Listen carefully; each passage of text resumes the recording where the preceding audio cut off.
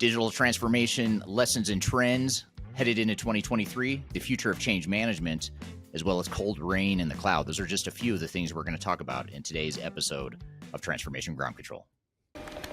This is Transformation Ground Control, your source for all things business, technology, strategy, and change. If you're growing your business, leading change within your organization, or undertaking any sort of operational or technology change initiative, this podcast is for you. This show covers what you need to know about digital transformation, organizational change, operational improvement, and business growth. 5, 4, 3, 2, 1. And now, here's your host, Eric Kimberling.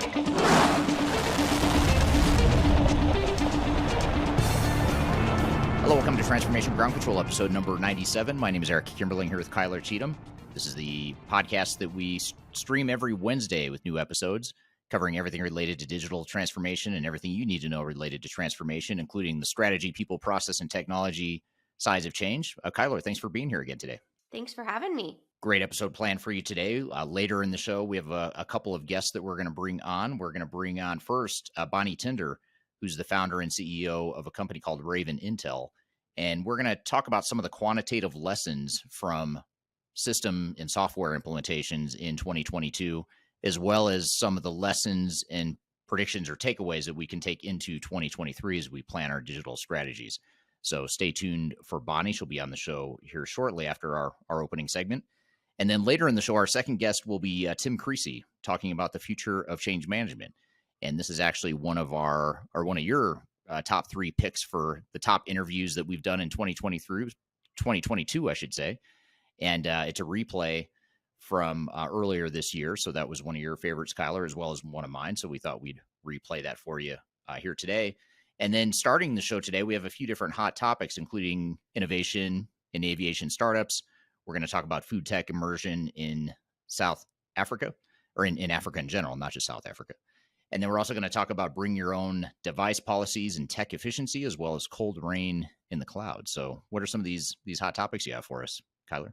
Yeah, well, I want to talk about aviation, especially it's a current hot topic, not only in technology, but also just in our overall society in general, with a lot of travel going around for the holiday season throughout the world.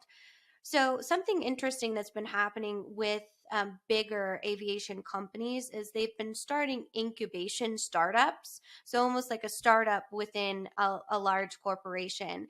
And a lot of times that model is to kind of just bring some innovation to processes that might have become stagnant or new ideas into the overall company.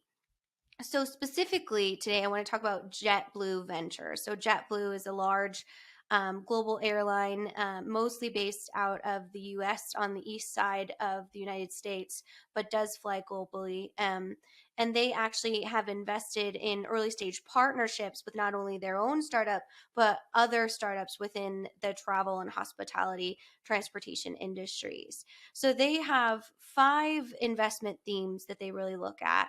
And most of the time it's focused on sustainable travel, because we talk a lot about how that's an emerging need in the overall transportation space.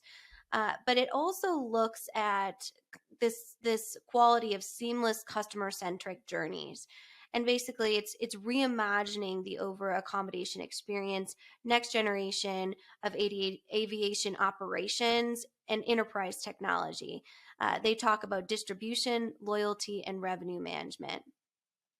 And what they do is they utilize the big data to look at routes from over 100 billion itineraries in real time to garner insights on how they can not only create efficiencies, but they can also map customer data and give essentially additional demand to routes that are in need of additional pilots or anything like that to create that opening.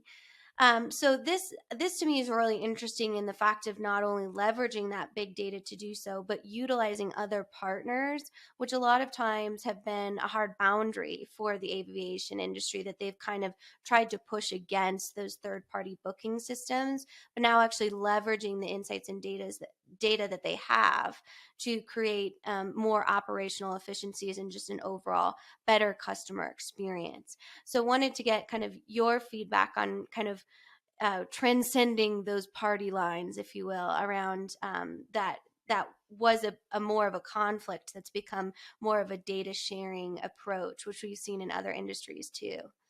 Yeah, I mean, society and multiple industries, including aviation, are so data rich. I mean, there's so much data out there that is being captured, but not really being used the way it could be. So I think AI and machine learning are two technologies that are definitely opening up the opportunities for how to use that data.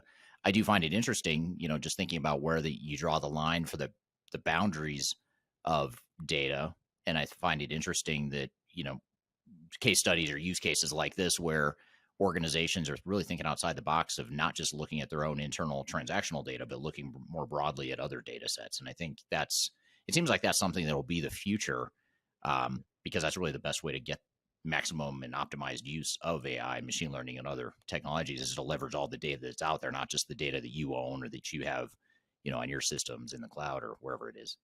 Yeah, that concept of that interoperability, but through different platforms that might not be a part of an enterprise technology stack, but Right. also just outside of those strategic partnerships. So I'm curious, why do you think, and this might be a very difficult question, but I like to really Those are your put you on the favorites. spot. It's my favorite Yeah. thing to do. Why is digital transformation and digital strategy implementation so hard for the aviation industry? Well, I think part of it is it's a fairly complex industry. It's a lot like utilities and energy. I know recently on the show we talked about utilities and energy being a particularly complex industry. We had an interview that focused on that space. Food and beverage tends to be somewhat complex too, just because you've got recipes and a lot of complexity in the manufacturing processes and traceability and regulatory things. And, within aviation, it's a similar kind of thing. You think about all the things that make a transformation complex, or make a business complex in general, which therefore will make a transformation within that complex business more complex. But you think about things like very capital intensive, a lot of maintenance, repair, and operation type of things that need to happen behind the scenes that are critical to the success of the organization. Certainly, obviously, the customer side of it, as far as the logistics of buying a ticket and buying um, and consuming the actual flight that you're going to be a part of. And then you've got all the regulatory stuff too on top of that, which adds additional complexity. So I think you just look at the complexity of the industry, and on a scale of 1 to 10, it might be an 8 or a 9 in terms of complexity, which means your digital transformation within those industries are going to be very complex as well. Well, I feel as though the aviation industry is ripe for digital transformation. So here's to hoping with those incubation products that we can maybe look at a smoother sailing as we go into, or smoother flying, I should say, as we go Yeah, into the future. absolutely. Next time I'm flying, I'm going to think about all the data that these airlines could and should be using to make my experience more enjoyable on those airlines. Yeah, maybe you could like tell the person next to you and be that person that like puts up their book or puts in their headphones, like, please don't talk to Yes, me on. exactly. I'll be that guy Yeah, that's right, that's right. annoying the people next to me. Want to talk about AI and other geeky stuff. Hey, maybe they'll like it. I would. So, Yeah, but you never speaking know. of AI and geeky stuff, let's move into kind of the food tech scene in specifically the Africa market. So there's been a lot of movement there on the capital side. So we look at in specifically Africa, the biggest segment of restaurants, which is over a $50 billion industry, is smaller restaurants. These restaurants, as we see a lot of times in small to medium sized businesses, can't really integrate the bigger systems into their overall needs, or they run operations manually because they can't afford, or they don't have the flexibility for a different system. And we've recently seen, it's called Orda. It's a Nigerian food tech platform that provides cloud based restaurants operating systems that actually are catered to smaller independent restaurant owners. And recently they announced that they raised $3.4 million in seed investments in their Hmm. 2-year startup. Wow. So, despite this growth, they bring a solution that's really unique by offering a cloud based platform that digitizes the overall operations, removes the pen and pencils, provides data insights to the actual restaurant owners, inventory management, those types of things, without a real playbook for the cloud in the Africa market. As we know, that can be a huge challenge. So, they've come into contact with their fair share of constraints. For instance, they had to configure a cloud based solution to work offline and let restaurants continue to log data in times when internet access was poor, for example. So, wondering how your reaction to these types of startups in emerging markets. Obviously, innovation is so important, but there can be some really challenging logistical constraints when it comes to launching a SaaS specifically based platform in these areas. Yeah, it's a great point, and it's one of those dark sides of the cloud that isn't well covered in the industry. In that, we have a big client that's an international client right now, and we've been involved with them for a few years now, and they have offices in pretty rural parts of the world, including throughout Africa, where internet connectivity is spotty at best. And I think in a lot of more developed societies where Wi-Fi is reliable, especially if you're in an urban area and you're in a fairly developed country, you sort of take for granted the fact that Wi-Fi is not necessarily everywhere, and reliable Wi-Fi and the speed that we need to be able to support data and transactions and all that stuff in the cloud is not available to a lot of people in the world. These aren't just it's not just random small isolated pockets of the world. These are pretty significant parts of the world. So I think that's something that you really have to take into account, is what is your backup plan and how are you going to function your business if and when you don't have access to real-time data and you don't have access to the cloud. How are you going to keep functioning? But I think it's super interesting in because Africa and developing countries in general oftentimes are more fragmented in industries like food and restaurants and things like that, things of that nature. I think it creates a unique opportunity, though, and certainly the cloud is a relatively low cost and easy way for a startup to build and deploy new types of technologies. But I think it's a great question: is how do you manage that downside risk of cloud, especially in a developing country or developing region like parts of Africa. Absolutely. I mean, and I think it speaks a lot to the ability of these African startups to innovate, to create these workarounds that can still effectively support their client community that they have utilizing this, especially when we see these high growth type of models, kind of challenging the status quo. So, I always love a good underdog, which they don't seem to be. They seem to be going on the upper dog there. Right. But And what country is this? Do you remember what country the startup that you're talking about is based? Yes, it's in Nigeria. So they Oh, in have Nigeria. Okay. clients throughout Central Africa into the South Africa market, as well as the Iron Coast or the Ivory Coast. Ivory Coast. Okay. It's the Iron Throne. We've had like a Game of Thrones theme throughout that. So, All right. but the Ivory Coast is what I mean. So, but they've raised almost $5 million in simply 2 years of funding, and brought in a very impressive executive team to kind of lead them into the area that they see this really large need on not only the actual operation side, but the distribution side they play in as well. So, very interesting, smaller company to definitely keep on our watch list.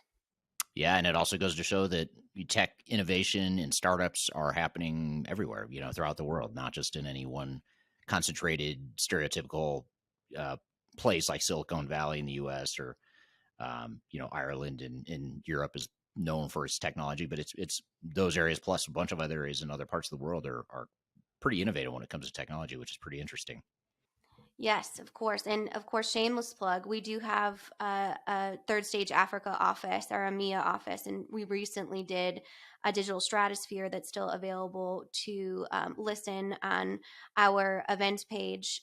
You can also go to stratosphere2022.com if you want to see all of our stratospheres, but highly recommend listening to specifically our CIO panel, all Africa based CIOs, one from the Middle East as well, that kind of talk about the digital transformation that's going on in that key market. So if you are interested in that, that's something that I highly recommend checking out as well. So, Yeah, and another fun fact, just on a personal level, of all the places I've been to in the world, Africa is by far my favorite part to really visit, or my favorite region of the world to visit. So not only do we have an office there, but I have a personal affinity for the region as well.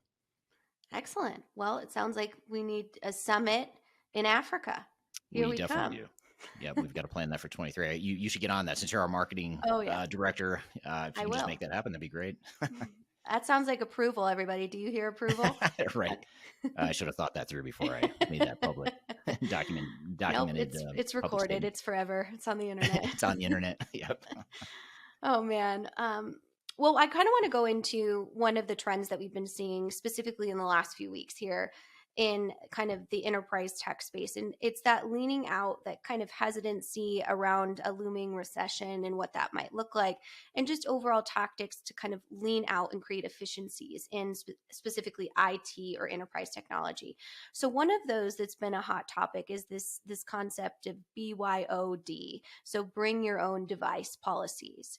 And this is something that I just wanted to get your thought on from not only a technology standpoint, a cybersecurity standpoint, but also organizational change. So kind of a nice round out. So usually what this looks like is it has two main benefits. First and foremost, you don't have to purchase devices for every single new employee and have that resources on onboarding them, maintaining them. And then from an employee's perspective, they're working with devices that they're already familiar with, which has really become a difficult barrier in enterprise tech because we're so ingrained with you are an Android user or you're an Apple user. And that's kind of become a way of life. You don't see a lot of data around switching of those devices because the operating systems are so unique. You kind of become loyal to that. Um, of course, there's risks too. You could have potential holes in cybersecurity, and that might be enough to tell a company to say, no, that's not a great idea. But you have to make sure you have those clear policies and procedures in place, such as damage to the device, regular backups, and to ensure data integrity. But wanted to get your take on what you think about this specific tactic and leaning out a tech budget or creating efficiencies in technology operations. Yeah, it's there's two sides of it. I mean, first and foremost, I'm overall the net my net opinion is that I'm in favor of the bring your own device to work sort of thing. In fact, when we started third stage, that was an early tenet. It was that people are going to bring their own devices, partly because when you're in startup mode, it certainly saves some upfront capital investment, but also because when you start a company, it's a lot of times for a lot of entrepreneurs, you want to create a company that you didn't get a chance to work at, or at the very least, it's a company you want to work at. And I always found it frustrating when you were just handed a laptop that may or may not be something you wanted, or may not, meet the needs of what you need to accomplish in your day-to-day job. And so I didn't want to do that. I wanted to give people the option to bring their own laptops. And I'm a Mac guy, for example, so I prefer Macs and Apple devices. But I understand that a lot of consultants, in fact, probably most consultants in the world, don't. So I certainly didn't want to impose a Mac sort of uh, mandate across the company. So I think from a change management perspective and just a usability, employee experience, whatever you want to call it, I think it's mostly positive.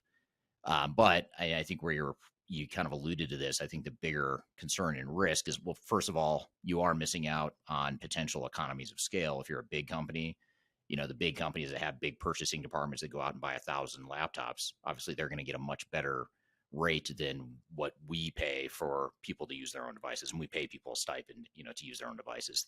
There's some monetary um, incentive, or not incentive, but a payment that we make for people to use their own devices. But we'd probably save money if we just, we're a bigger company, or even now that we've got 50 or 60 people, if we were buying 50 or 60 laptops at a time, we're probably going to be lower per unit cost.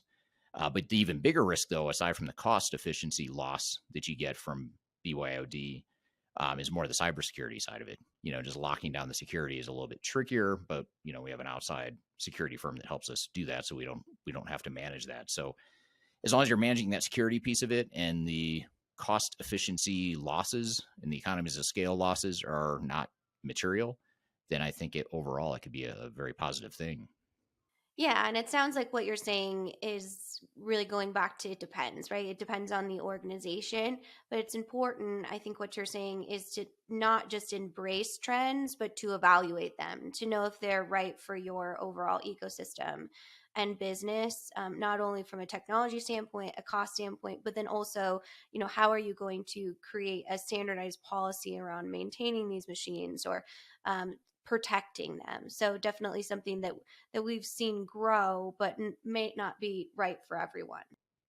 Do you have a sense in the research of the article that you're referring to? Do you have a sense of roughly what percentage, or is it I don't. majority of I didn't companies that are see. doing it? Or Yeah, I didn't see a ton of data around that, which is why I think it's important to talk about trends are trends, but unless you have some significant numbers, and like you, I'd have to assume that it's more entrepreneurial startup type of organizations that can really overall hone in on that need or that ability. It's much difficult, obviously, if we're talking about Fortune 100 companies, to kind of standardize all of the different pieces that they're working with from a technology standpoint. So but I think it's definitely an interesting trend as we move into what does the technical workforce look like. yeah, absolutely. Be curious to keep an eye on that and see how it evolves over time. Yeah, absolutely. Well, let's talk about, the rain in the cloud and get your umbrella out, because it's been a More rough specifically, the month. cold rain. Oh, the cold That's how rain. is that how you described it? And I'm just The fascinated. So poetic. It It sounds was. poetic and technical at the same time. I'm Yeah, really curious to hear cold where you go with rain this. in the cloud. Absolutely. So it's really no secret, and I want to kind of talk about what your thoughts are on the cloud, overall adoption, and then also purchasing of cloud software in 2023. So in November, right now when we record this episode, it's November 2022. It's been a really rough month for cloud software stocks. They experienced the worst week on record to kick off November and have really seen a slowdown in business spending after a wave of cloud adoption in the first 2 years of the pandemic. So there's two specific companies that are kind of bucking this trend, and I'm interested if you could tell us why, or what your thoughts are. Um, so they're in reporting next week. Two of the biggest names in the sector are cloud pioneer Salesforce CRM, and then Snowflake, which is a younger, new, up and coming company. Those two are winning. So I'm interested to see, why do you think they're winning, and what do you think the future is for this kind of fall off of cloud adoption or cloud software purchasing after a very high intense buying period in the pandemic? Well, I don't know. My hypothesis would be, I don't know if this is true or not, but my hypothesis would be that it doesn't really have so much to do with the fact that the cloud is cooling off, or demand for cloud products are cooling off, because both products you mentioned, Salesforce and Snowflake, are cloud solutions. But I think maybe the bigger issue, or the bigger underlying issue, is that organizations are becoming less tolerant of big, massive, enterprise-wide technology deployments that may or may not deliver value.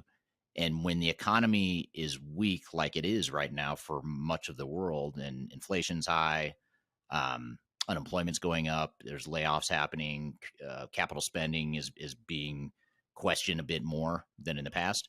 When you see that backdrop in years past, it's pretty common that you start to see the point solutions, the really high value, specific types of solutions, like Salesforce on the CRM side, Snowflake on the BI and analytics side, data lake, all that stuff. Those are really high value areas for a lot of organizations, where I think a lot of organizations would rather spend less money and really double down on something that they know is going to deliver value and they know it solves a specific problem, rather than going with, say, a potential money pit ERP sort of implementation, which many ERP implementations turn into money pits that fail to deliver value. So, I think it's a good thing, actually. I actually like, I don't want to say I like recessions because it's unfortunate for a lot of people, and that's insensitive of me to say that, but I do like the unintended consequence of a recession in that it forces companies to be a lot smarter. And during recessions, we see companies be a lot smarter. And when the economy is doing really well and the purse strings aren't so tight, they make really bad decisions that haunt them for years to come. And so I think, if you're going to look at a silver lining of a recession, that could be it. But I think that's probably what it is just more of the fact that Salesforce and Snowflake are two good examples of very focused, high value ROI types of solutions. Interesting. So do you think as we go into 2023, there might not be a stop to that, but there might be more of a mindful approach to understanding, is there a real need for cloud software? As that continues to be the future, it just might not be as urgent and forced as it was during the pandemic. Yeah, I think it's sort of like the pendulum swung pretty extreme during the pandemic because people realized we've got these old, outdated on-premise systems, and it's really hard to run a business when half your workforce or whatever is remote and you don't have a cloud system. And then you add, to the fact that software vendors are also imposing these arbitrary deadlines for you to get off their legacy on-premise systems. And it was just creating a lot of panic or, false sense of urgency of having to invest in some sort of cloud solution now to replace their old systems for those two reasons. So, and now that that's waning and people have sort of settled into the way the world's going to be going forward, now I think, you throw in a recession and companies are really, really rethinking that and really, looking objectively at the downside risk. One of my predictions that I posted out on multiple platforms, including YouTube, Instagram, and TikTok, was that I said, and in fact, I have a whole video that focuses on this thread, as well as it's a prediction within a broader prediction video. But one of my predictions for 2023 is they would start to be the beginning of the end for big ERP vendors. And it's a controversial, based on the responses I'm getting on social media, I'm getting roasted by about half of the people that watch the video and tell me that I have no idea what I'm doing and a complete idiot. And I clearly have never been in the technology space, if that's what I think. And then the other half are saying, hey, I think you're right. I think that's a trend that could be emerging. And, time will tell if I'm right or wrong or somewhere in between.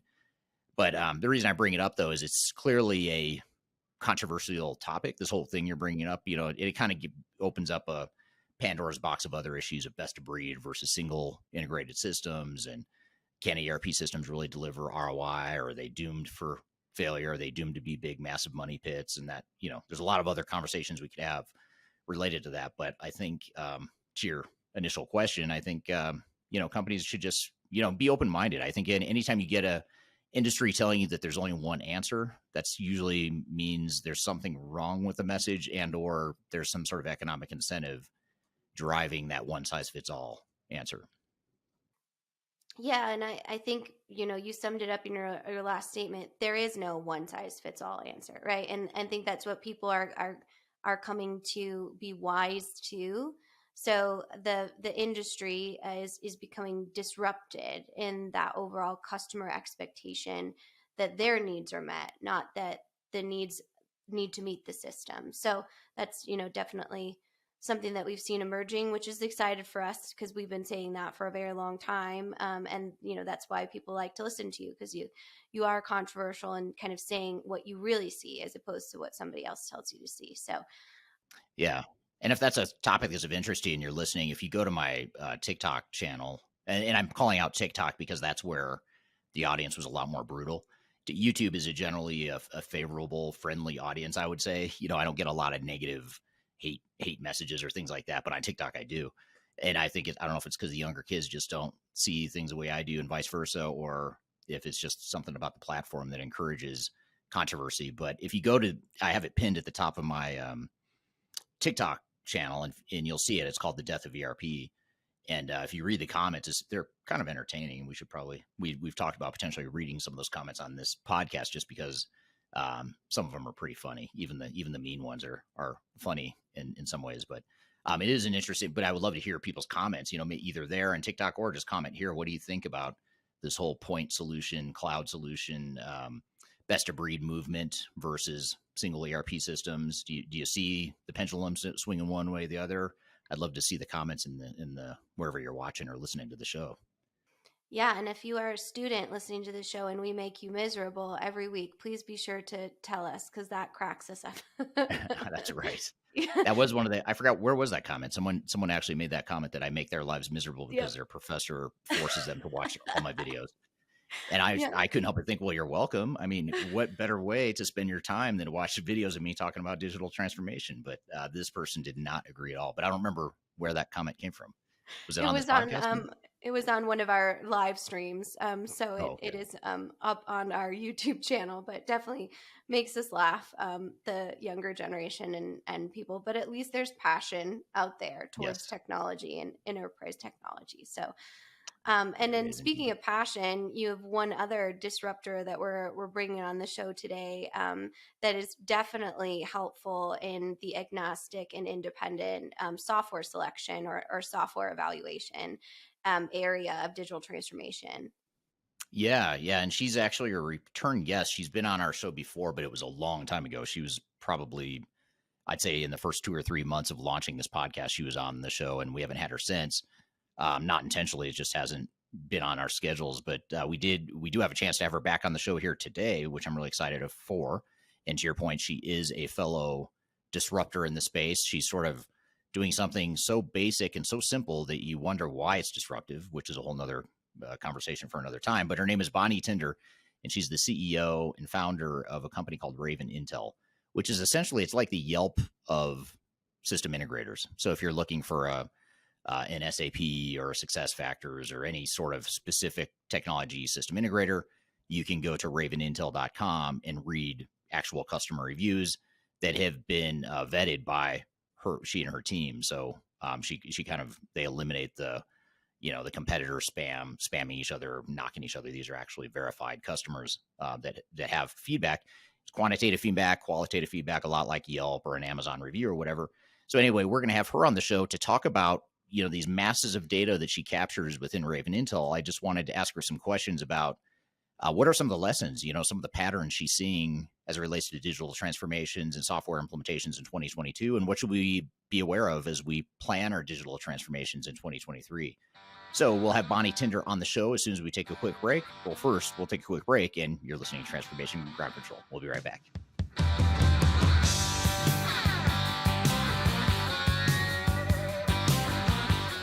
Are you looking to stay ahead of the curve in the ever-changing landscape of digital transformation?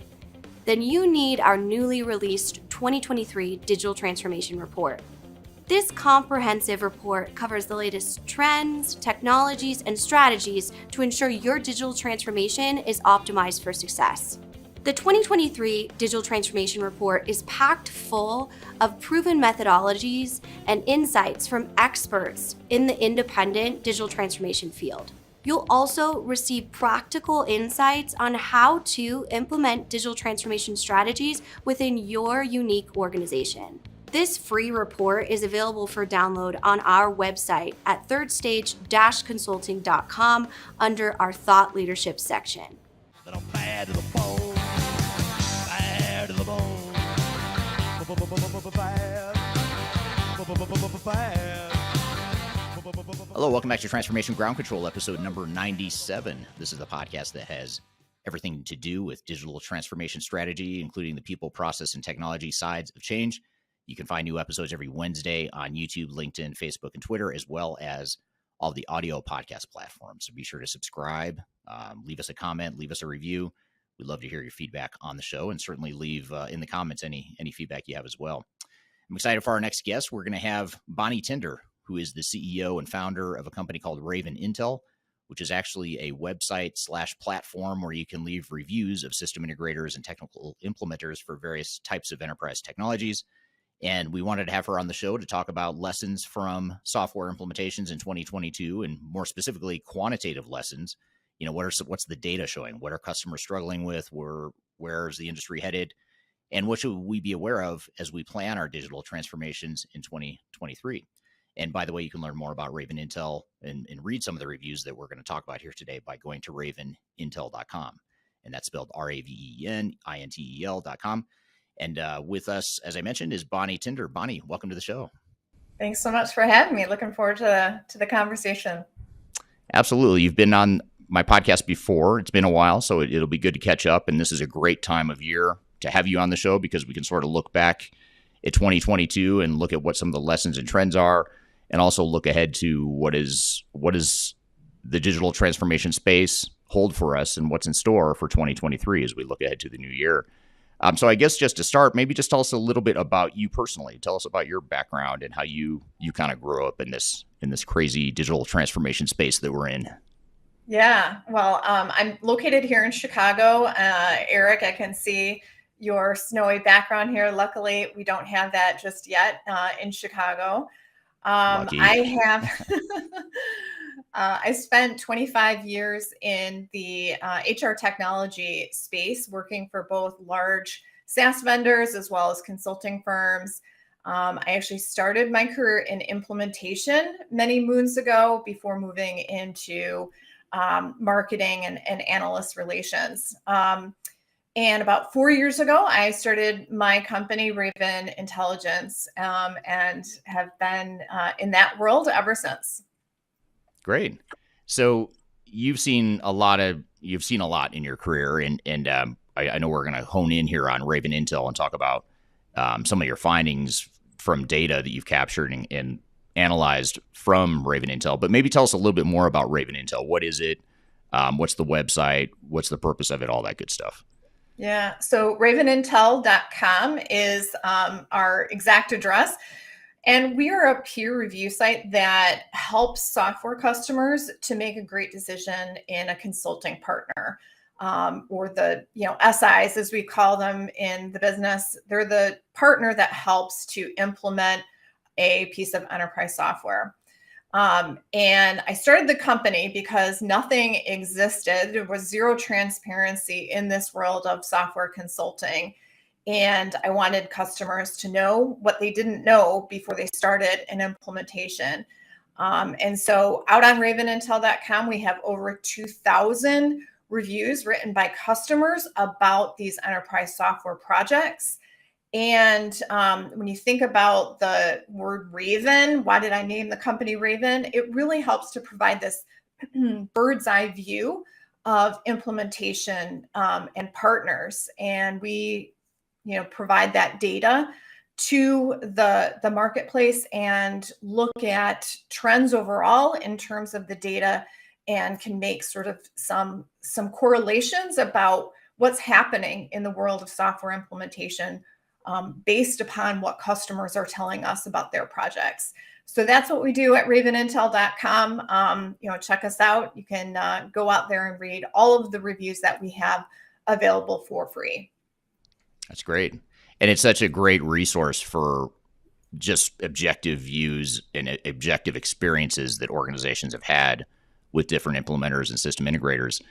Just out of curiosity, I'm already going off script. We had a list of questions that we agreed to ahead of time, and I'm already throwing in a curveball here. But I'm curious, when you started the company, were system integrators and software vendors open to the idea? Did they push back on it? Were they sort of skeptical of the whole idea? Because you're sort of exposing the good, the bad, the ugly of what people's real experiences were versus the marketing and sales messaging that most vendors and system integrators would prefer the customers or potential customers to hear. So how did they respond to you when you created the platform? It was mixed, honestly. At first, I think there was a lot of hesitation because, this idea of transparency and allowing customers to have a public voice was new in the industry. I would say the best consulting firms ran toward it. They embraced the concept. They wanted to go and get all of their customers to write reviews because they knew that it would illustrate very clearly the positive customer success that they had. The ones who really shied away from it, and it was both a few software vendors as well as, quite honestly, the big consulting firms, the ones that have the money to advertise at the airport, they were the ones that, even to this day, there's hesitation because there's a lot of risk if they had bad implementations. And we know everybody has a bad, one or two bad implementations or more than that, in their portfolio. And so as much as possible, we want to have this platform available to everyone. But I would say, the best firms are the ones who are getting reviewed. And then there's firms that, are not participating potentially because, there's a mixed amount of sentiment about their projects. Right. They don't necessarily want that truth to come out, but if you're a potential buyer, of course, you want to see the good and the bad. I mean, I guess if you think about, I've heard you describe Raven Intel as sort of like the Yelp for system integrators. And if you think about just choosing a restaurant or a plumber or a home repair person, you do all this research. We have apps to look at reviews and ratings and all that stuff, but we don't, up until you started Raven, we didn't really have that for our industry. So it's interesting that there'd be any sort of pushback on it because it's such a normal part of, the way we do research as humans now in the internet age. Yeah. I mean, you buy a $3 product from Amazon and you can read 2,000 reviews about it. And yet customers are spending millions of dollars on these projects and didn't have, really any objective way to see, what was the other customer's experience beyond, what that particular SI was giving them for a reference. There wasn't any way to really look across and see, what was the candid voice of customer. And that's really why I felt like our industry needed it. And I started Raven. Right. That's great. Well, good. Another, you're a fellow disruptor in the space, which I always enjoy chatting with people like you because you're not afraid to sort of bring that stuff to light. So that's great. Our industry needs some mixing up. So yes, they do. Absolutely. Yes, it's we've sort of been stuck in the same routines for 20 or 30 years, and not a whole lot's changed, unfortunately, since I started in the industry. But it really needs to if we're going to be more successful in this space. I guess just to start then, speaking of, shining a light on the industry and just looking into the good, the bad, the ugly of the industry, what are some of the high-level findings and implementation results when you look at data that you've captured on the platform here in 2022? What are the general lessons, takeaways, trends, findings, all that stuff for the year so far? Well, I'll start first with sort of what customer focus has been. So, in general, 2022, we're coming off of pandemic and, getting back to work, a lot of companies back to office. And so this focus that customers have in digital transformation are, at least projects that I see, how do we care for a hybrid workforce? How do we provide digital tools to both remote workers as well as in-office workers that will help, improve the overall employee experience? I think the second thing, and that's sort of related to it, is the idea that, skills and skills management is a top priority. And, along with the great resignation, there has been, a continued war for talent. And particularly in professional services, and I'll talk about this in a little bit, we saw a tremendous amount of churn in the industry. People either leaving to get, to retire and not having, other new employees replace them. Or they're moving organizations, moving companies within the industry. And so there's this focus on how do we retain our top talent? How do we identify the skills that we have throughout the organization so that we can be strategic internally before, having to look externally for candidates? How can we get each and every employee to own their own career journey? So those macro trends, I think, are what caused such a tremendous amount of projects to happen, is that, these companies are realizing, hey, how do we do this? We haven't had to do this as much in the past. How can we quickly, flex to accommodating for some of these changes? So that's why I think there's been so many new digital transformations happening, is because of just the flux in the industry and change. In general, though, in terms of now, if I switch gears and look at what did we hear about these projects and what did we hear about implementations, in general, satisfaction is down slightly over 2021. And I think the customer grace that was given during the pandemic is gone. So related to this, or the data point that I have is that 25% of our customers who wrote reviews this year said that they will shop around before purchasing more software from the vendor that they just implemented. So 25% of them are already, thinking, well, before I purchase more software with this particular vendor, I'm certainly going to see what else is available out there.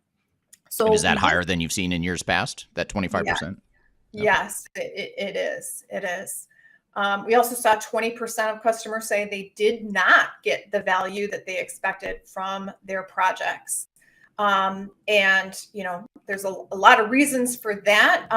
But that's a significant portion when you think about how big and how expensive and time consuming these projects are. So, only, 2 out of 10 said, it missed the mark.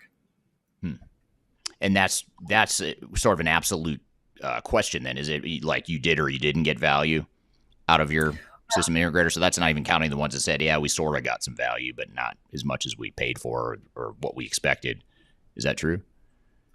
That's correct. We asked the question, did you get full value, partial value, or in some cases, did you go backwards? And we have some of them, but the partial value one is that 20%. And then, we have a small portion that said we went backwards. Luckily, it's not that huge, but, again, that's, significant enough that, you have to stand up and take notice and think, that's a significant portion who, went through a huge process and felt like they got nothing for it. Yeah. Yeah. And what's interesting about the 25% that said that they would shop around for other options or other additions potentially to their existing software vendor, to me, that doesn't sound like a bad thing. It sounds like that might be a healthy outcome from 2022, is that, you're keeping your eyes open, keeping your options open, and not necessarily going all in and putting all your eggs in one basket of one software vendor. So some of these trends might be a good thing. Others might be more concerning, of course. For sure. I think, best of breed has, is definitely becoming more in vogue. And, one of the, I think, things that we're seeing now in the Q4 of this year is that there's a growing share of renewals that are being delayed beyond their scheduled renew date. So 10 to 20% higher than last year. There are customers out there that are saying, or potentially questioning, do I renew the contract with our vendor? And that's, again, that delay is 10 to 20% higher than it was last year. And, I think customers are asking, do we need this? Are we using this? Can we reduce our spend? Can we delay purchasing? These are things that we typically see in Q4, but I think some of the economic headwinds that we're seeing right now, this is becoming, more and more a sentiment than it has been in years, and at least last year for sure. Interesting. Yeah, that's very interesting. And so, I guess another way maybe to rephrase this, or just make sure I'm tracking with you here. So what you're saying is that these cloud and SaaS subscriptions are in more, or at a higher rate, not being renewed. And so companies are maybe less likely now than they were in the past to just sort of blindly just keep rolling with the renewals, particularly if they're not using the software. That's right. Okay. So they're delayed beyond their renewal date, which means that customers are either letting them lapse and will not renew, or they're late in making a payment on the existing system. And part of that is them questioning, is this something that we really need in 2023? Yeah, that's interesting. Yeah, there's a lot of companies, I think, in the rush to upgrade their technology, partially because of the pandemic, but also partially because a lot of the big software vendors are essentially forcing their customers off the legacy products and forcing them into an upgrade, in some cases prematurely. It sounds like that might be some of the fallout is, they're seeing that, hey, we kind of rushed into things. Maybe we overcommitted, overspend on technology, and now we're really trying to rationalize that a bit. Do you see that in later in the year here as the economy and inflation have sort of taken its toll across the world? Do you see that sort of picking up steam, later in the year as far as companies just being more diligent and conservative about how they spend money on technology? Without a doubt, without a doubt. And I think we saw it creep up sort of quickly, like as even November and October, were happening. But I think even now with all of the news of the layoffs across the board, even companies and Amazon who've never laid off employees, that's now, a thing. And so I think that's going to have downstream effects on purchasing, throughout, software. And, Eric, to your point earlier, a lot of people got overzealous with their purchases of cloud software, which led to a lot of shelfware.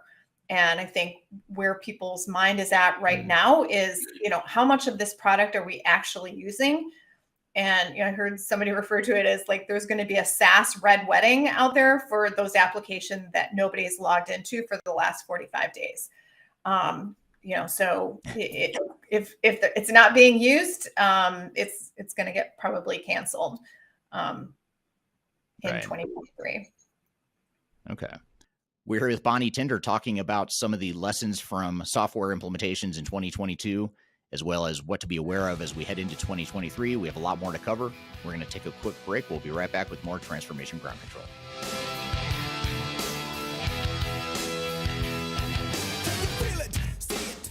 Interested in working for a company that truly values your unique skills and experience? Here at Third Stage, we don't hire based on resumes alone.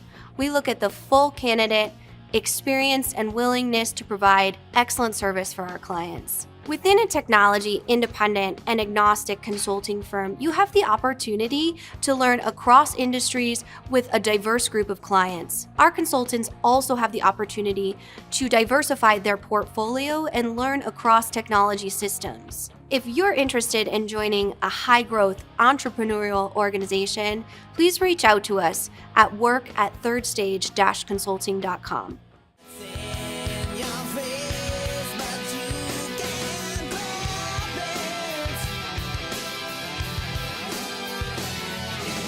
Hello, welcome back to Transformation Ground Control, episode number 97.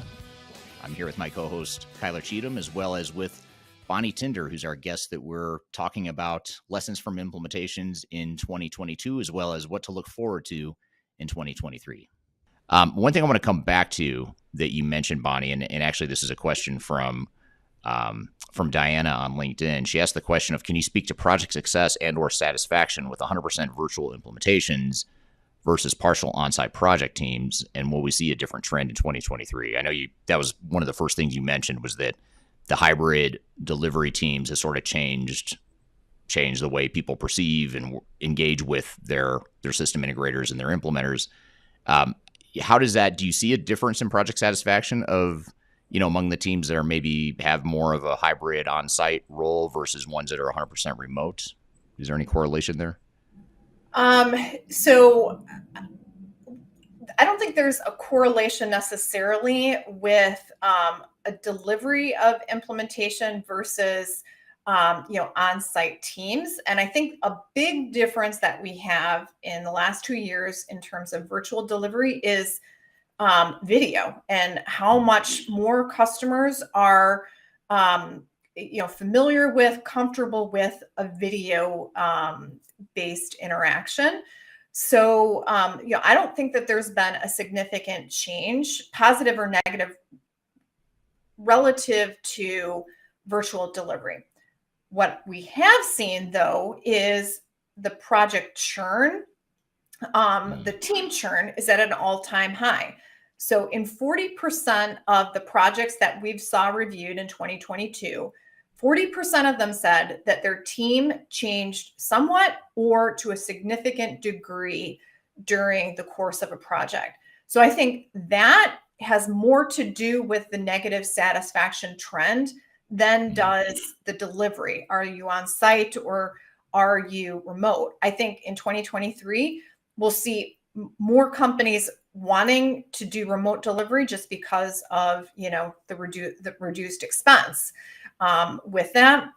And, but the idea that there's been a lot of churn and in professional services where people are moving, organization to organization, and also, even assignments internally, are changing. So particularly with the software vendors that have had an influx of projects, they may have taken project managers off one to go and start another. So that idea of churn is not a good thing for these type of projects because it leads to a lot of other things like projects being late, knowledge transfer not being there, just team dynamics not being as solid as, when you know the team and you've worked with them throughout the course of a project. So that churn, I think, is a bigger issue than the delivery on site versus remote.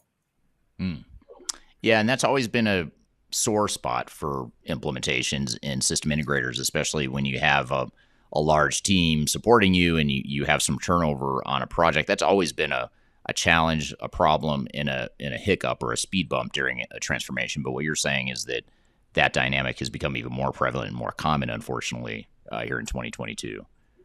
Correct. What are you getting any feedback from and you might have alluded to this a few minutes ago when you were talking about, building competencies and some of the internal dynamics of a project team, but are you seeing organizations respond differently in terms of how they hedge against that risk of, disruption to the project because of the turnover on their system integrator side? Yeah. So I think, the companies who are, how should I say, well experienced with this type of contract negotiation write into their contract the specific team and put a penalty for that a flux in team. So that's one way we've seen that happen. I've also heard of clients who offer bonuses to their own internal team as well as to the external consulting team, a bonus at the end of the project for having stayed through the duration of a project as well. So that's one way to help insulate from personnel change. Okay, that's great. Yeah, it's a good idea. I mean, you can, there's a few different ways you can handle that. And we had Marcus Harris, who I think in the industry, who's an attorney that specializes in technology contracts and procurement, that sort of thing, from a legal perspective. But that's something that's interesting that I hadn't even heard him say was kind of working in some of these mechanisms to ensure or at least reward for consistency and continuity on the project. Here's an interesting question from I just lost it. Where is it? There it is. This is from, I apologize for butchering the name in advance, but Vaibhav on LinkedIn. He asked the question, any specific areas where companies have focused to spend in 2022? Maybe in particular, any trends you're seeing in terms of how and where companies are spending on technology. And he gives the example of, legacy app modernization or cybersecurity, or is it something else? What is it? Are you seeing trends in the types of technology that companies are spending on, or more open or against spending money on? So I would say definitely in the HCM space, it has been a lot around employee engagement, skills development, and the ability to manage work teams as opposed to, like the infrastructure of HR.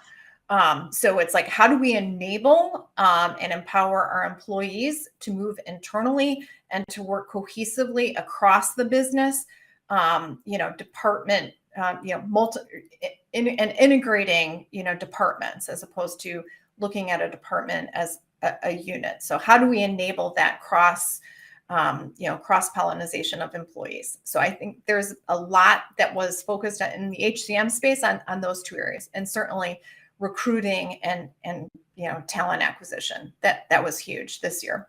I think looking ahead to next year, I think cybersecurity and the pure play niche vendors are going to have the highest revenue growth rates, and not necessarily anything that is viewed as non-must-have solutions.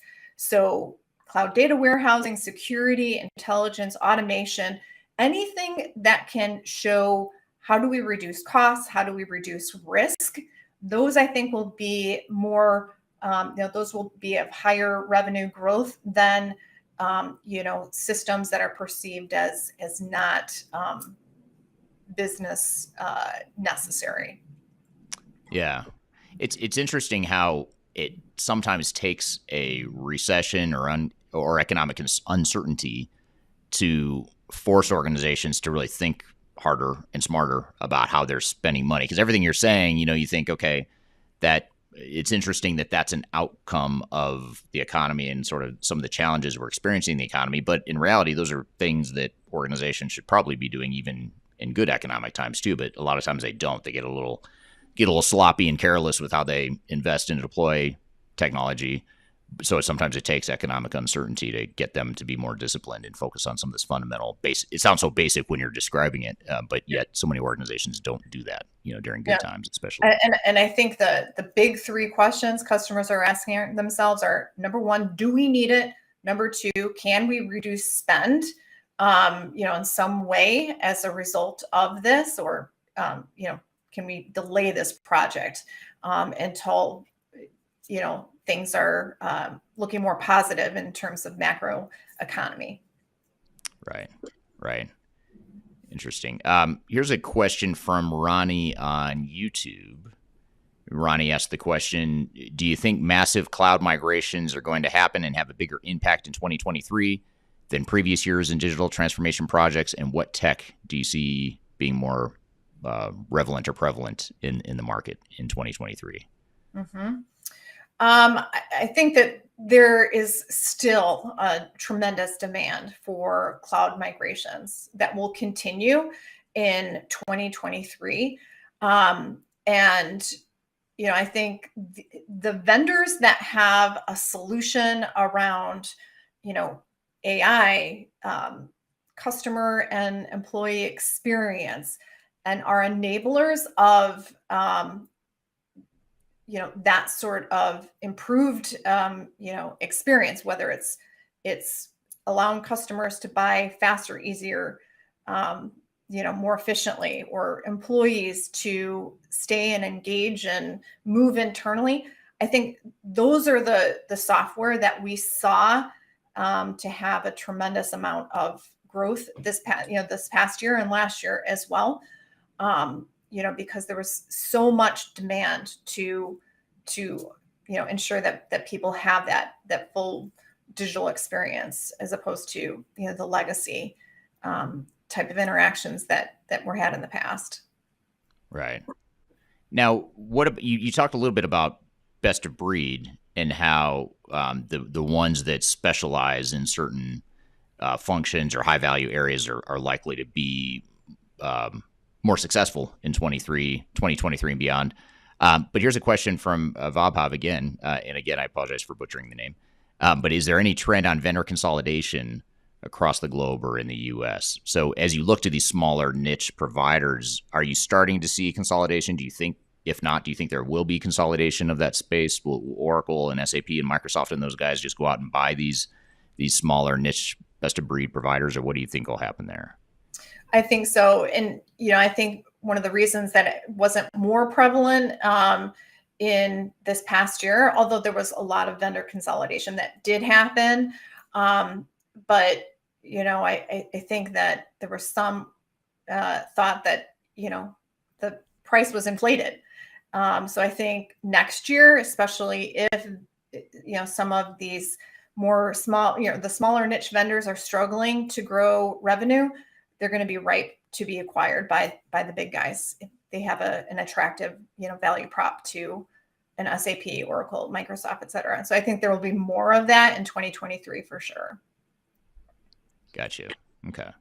Now, what about this? This is a interesting question, and the part I find amusing is the account that is coming from on YouTube is an account called Business Productivity, and the question is there a need for business team productivity coaching in 2023? So it might be a rigged question here, but still, it's still a good one.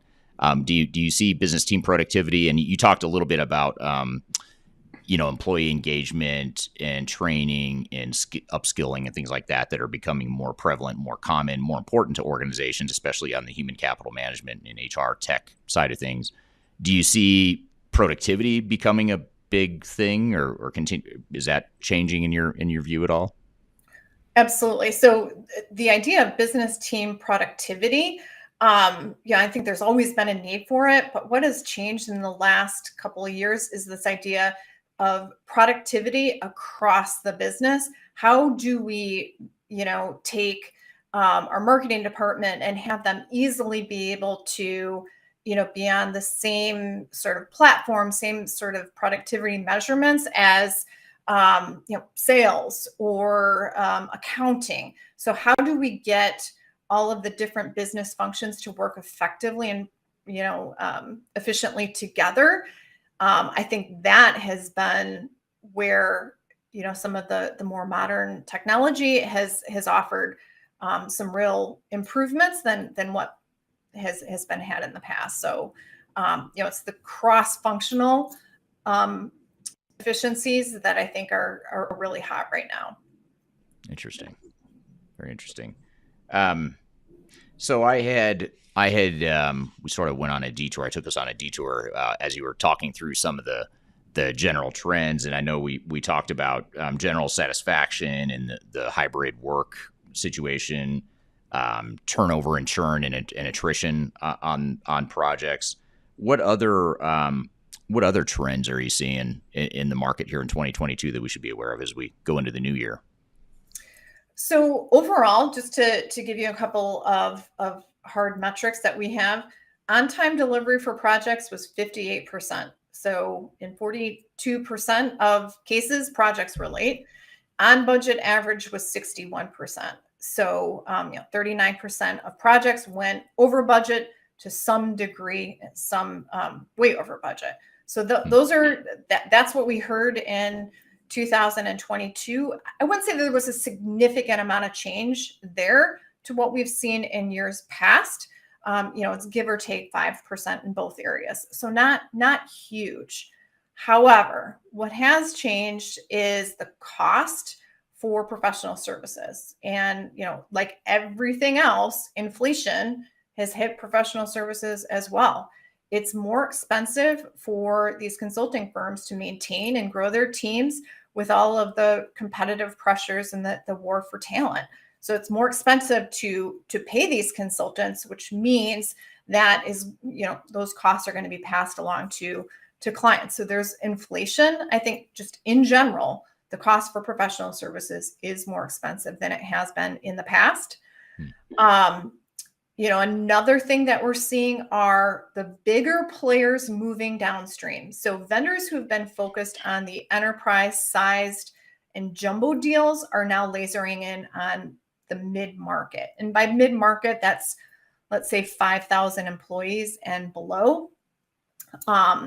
And so, many of the vendors with the bulk of their revenues coming from the customers that have 5,000 and plus employees have modified, some pricing and implementation strategies to cater to smaller organizations, because the mid-market is where, the high volume and growth will be in the future, as opposed to the jumbo projects. So we've seen, again, bigger fish, bigger names working within the mid-market and becoming more competitive with some more niche players. So I think that was something else that we have observed as well, like smaller deals that, use, large software that we haven't seen in the past.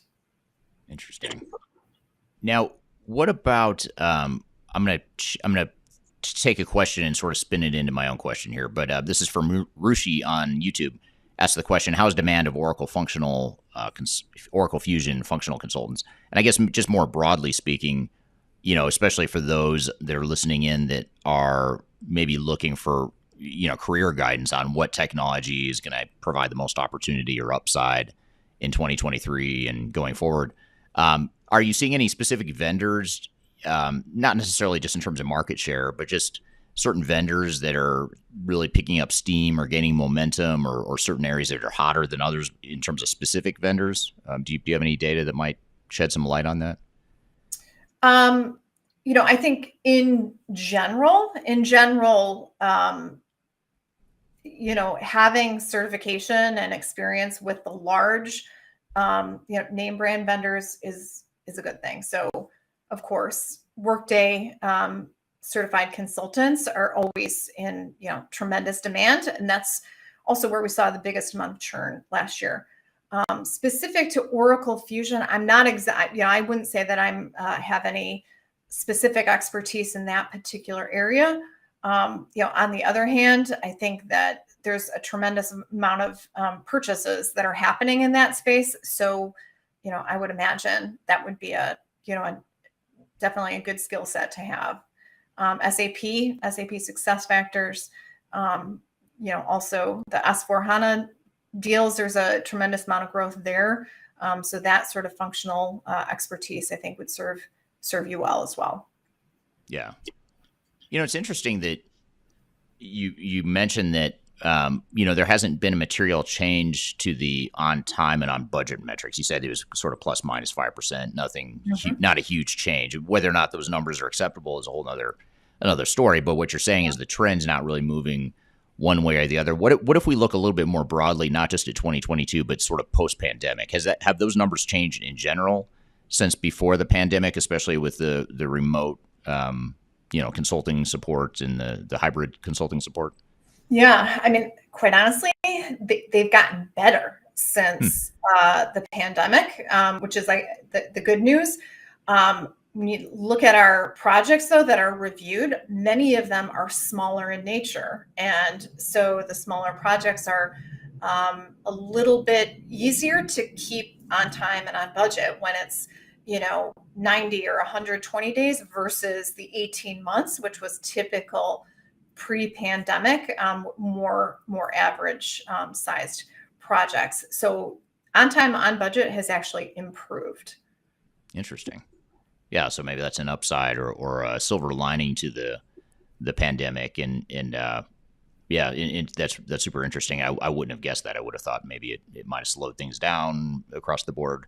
But I suppose, organizations are just figuring out in general how to be more efficient and more effective with resources they have, especially now that I'll be curious to see if those numbers change at all with all the layoffs and organizations seemingly becoming more not conservative, but just leaner. They have less staff, as and there are a lot of companies that even the ones that aren't laying off are also putting hiring freezes in place and just sort of being conservative on the resource side of things. So I'll be curious to see if or how that affects transformations potentially in the future, because there's only so much you can outsource to an implementer and system integrator. You still need your internal resources to support the project if you want to be successful. So I'll be curious to see, I don't know if you have any thoughts or predictions on what might happen there, or if you think that will affect transformations in 23.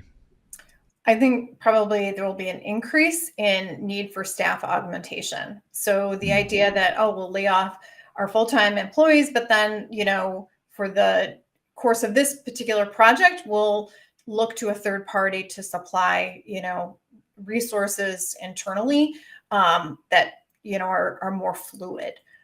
So I think there's the potential for staff augmentation to be more in demand in this next year with some of those layoffs for sure. Interesting. We're here with Bonnie Tinder talking about some of the lessons from software implementations in 2022, as well as what to be aware of as we head into 2023. We have a lot more to cover. We're going to take a quick break. We'll be right back with more Transformation Ground Control.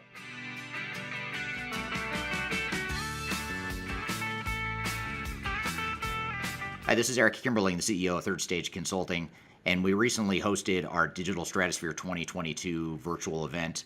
It's 3 days of packed content related to digital transformation best practices, about 16 or 18 different workshops and different speakers that are presenting on different topics, everything you need to know about transformation. The the bad news is if you miss that event, the event's over. The live event already happened. But the good news, if you've missed it, or even if you did attend it and you want to see replays or you want to catch the sessions you missed, you can do that now by going to stratosphere2022.com. Go to stratosphere2022.com, register. All you have to do is put in your name and email address, just a few fields. You get immediate access to all the recordings.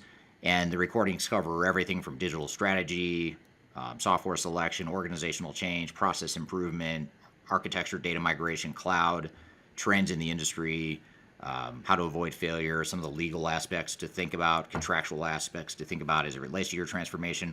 All that is stuff that you'll get by registering for Stratosphere 2022 Replay. And again, go to stratosphere2022.com and you can listen to all the replays of all the workshops that you might have missed at the event. So hope you check it out, and thanks for listening. We'll see you soon.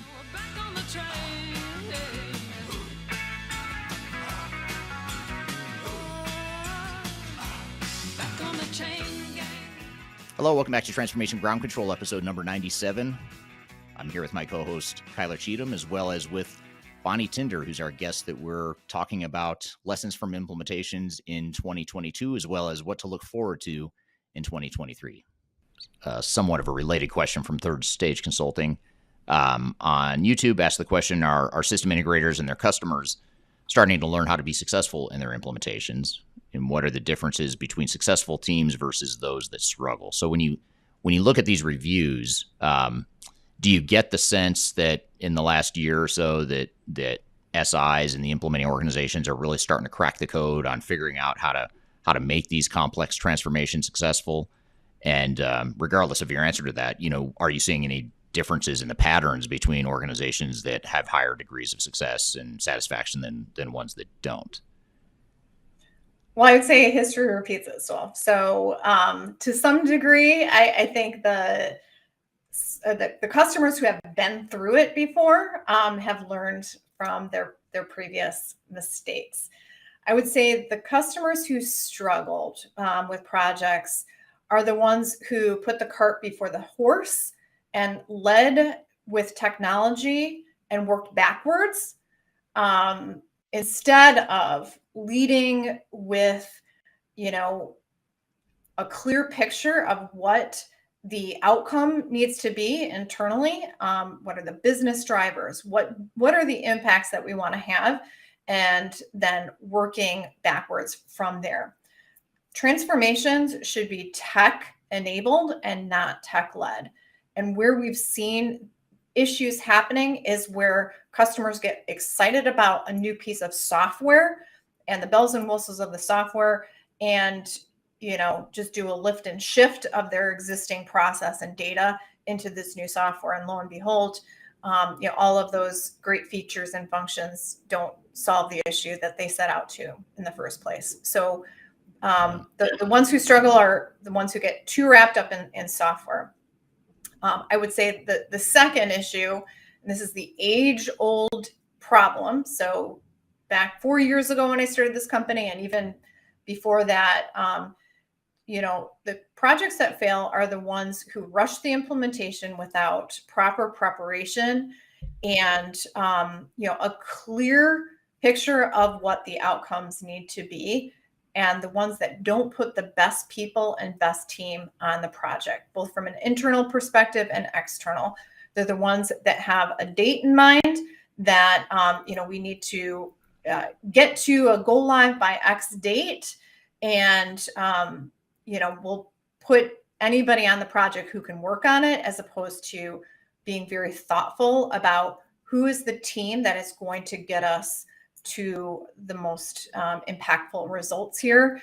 And, how can we make sure that by the date that we have in mind, we revisit our process, we revisit internal things that we need to do prior to, getting the software live. Yeah, that's super interesting and really important. Two really important points you bring up, because if I could for a moment, I'll role play for a moment here and sort of I'll counter that, not with something I believe. This is something I strongly disagree with, but I'm going to role play with what typically happens in the sales cycle to counter those two things you just mentioned. Those two things I absolutely agree are critical, super critical to the success of a project. You don't want to lead with technology. You want to lead with your business goals and objectives. And then the second one you mentioned, which, gosh, I just lost it. It was the being people. ready. The people and the readiness and making sure you're ready for the implementation. So if I'm a software sales rep or system integrator, I don't want to hear that, because that's a problem for me, because I need you to go all in on my technology because I'm going to make more money. And I need you to start the project now.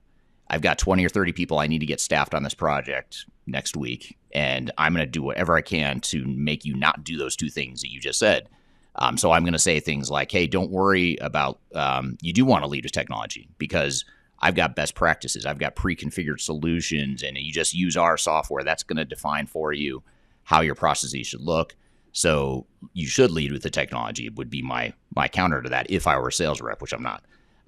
But that's what I'd be saying if I were a software vendor or sales rep. I'd also be saying, hey, I've got 20 people that I'm ready to staff next week, but we're going to lose them. If you don't start this project next week, these 20 people, it's the A team, these are the best I've got, they're going to be gone. And so you better start the project next week, whether you're ready or not.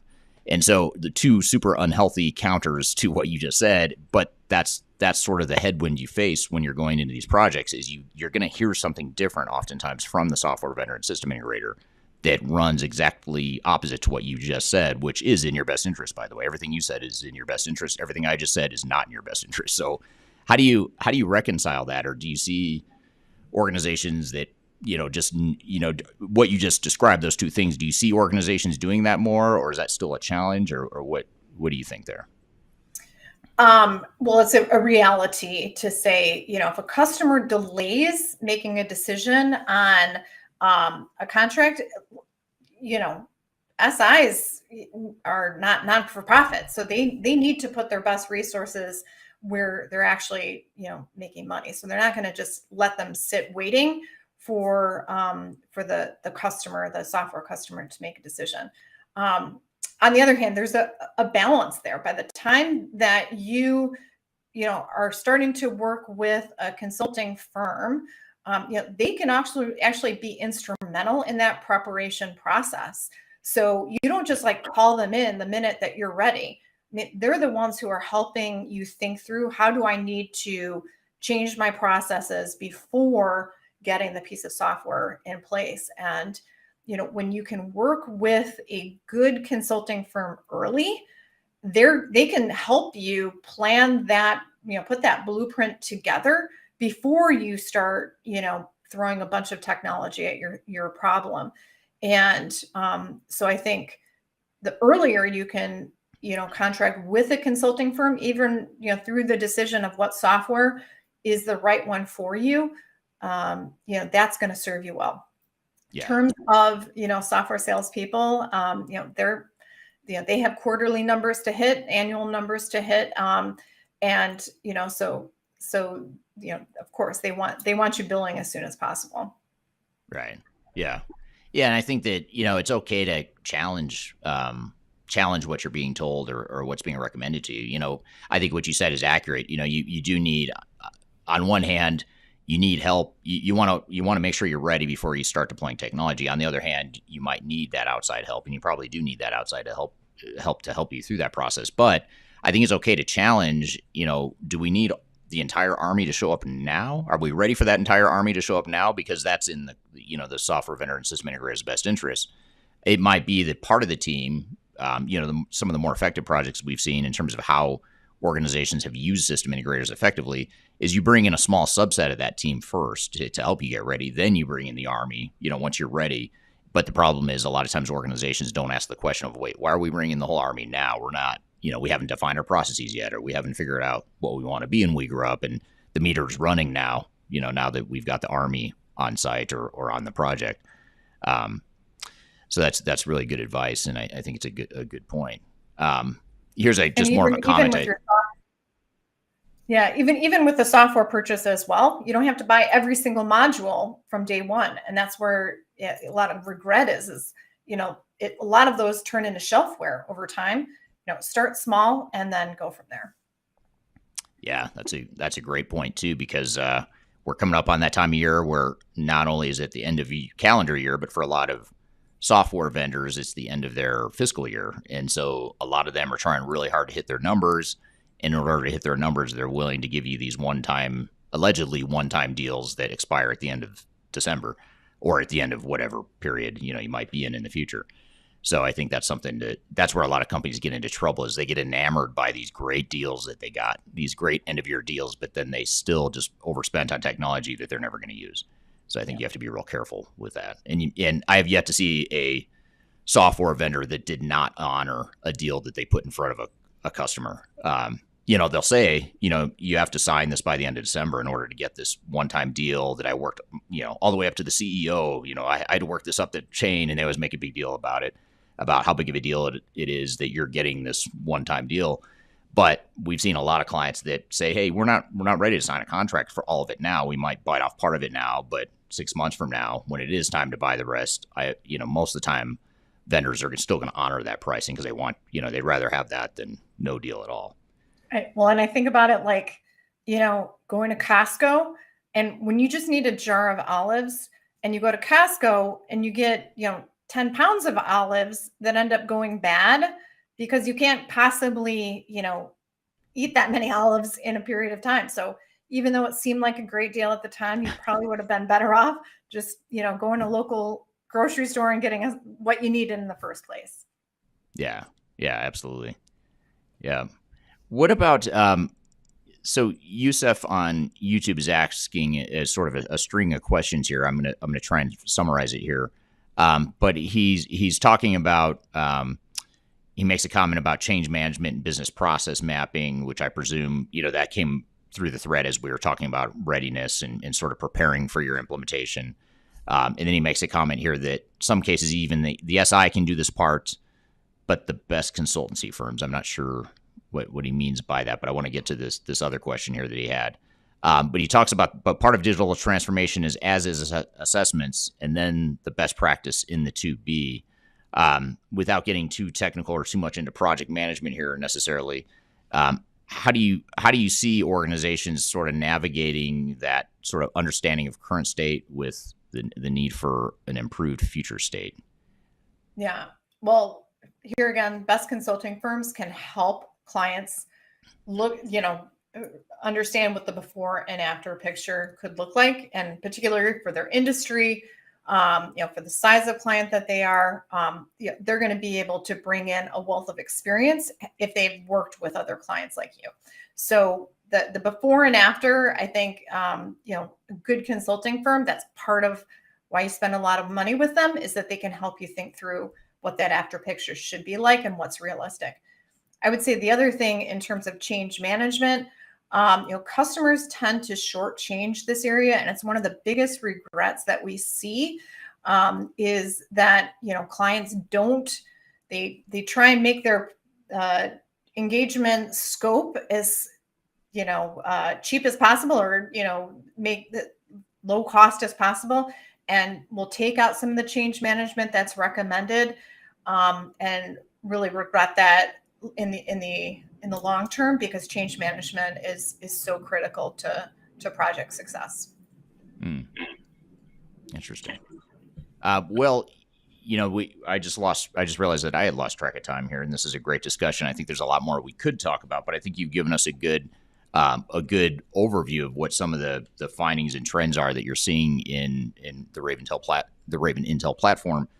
What sort of closing advice might you leave with customers that are about to embark on some sort of digital transformation in 2023, particularly as it relates to choosing and leveraging an outside consulting partner, system integrator, implementation partner? What sort of closing advice would you give based on some of these metrics and findings that you've shared so far?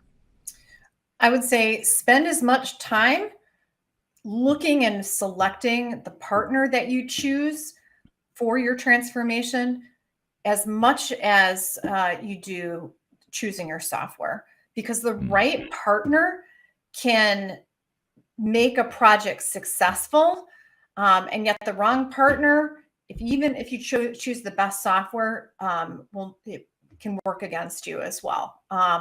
And so, making sure that you are aligned with your partner, that that you've done your homework and understand, what's the experience of others who have worked with this particular firm. That's huge, because a consulting firm can make and break your success. And so choosing the right one is critical in success for a project. And certainly that's where Raven Intel can help as well. Yeah, and so if I go to Raven Intel, RAVENINTEL.com, I can see these reviews that you're talking about. I can see these for free. I don't need to pay or subscribe or anything like that. It's an open, sort of an open platform. Yep, absolutely. You can look out there, and if you've done a project, review your partner out there and help others learn from your experience. We always are looking for customers to share what they've gone through, so others can learn from it. But absolutely. In addition to that, you can contact us, with questions. We can help you with a short list, based on the reviews that we have as well. So we are here to make implementations better. All right. Thank you, Bonnie. Great conversation. And thank you for the audience questions as well. Those are really good threads of discussion. In fact, there's a lot that we're going to unpack here when we come back from a quick break. We'll take that quick break now. You're listening to Transformation Ground Control. Give me the sense to wonder. If you are involved in any sort of digital transformation or business change initiative, you will want to download the 2021 Digital Transformation Report. With its comprehensive overview of business and technology trends and best practices, this report is a must-have guide for any transformation project or executive team. Download this free report by visiting Third Stage Consulting at thirdstage-consulting.com. You can also visit our website to learn more about us, or download independent reports, videos, and other best practices. Again, visit thirdstage-consulting.com today to learn how to take your transformation to the third stage of success.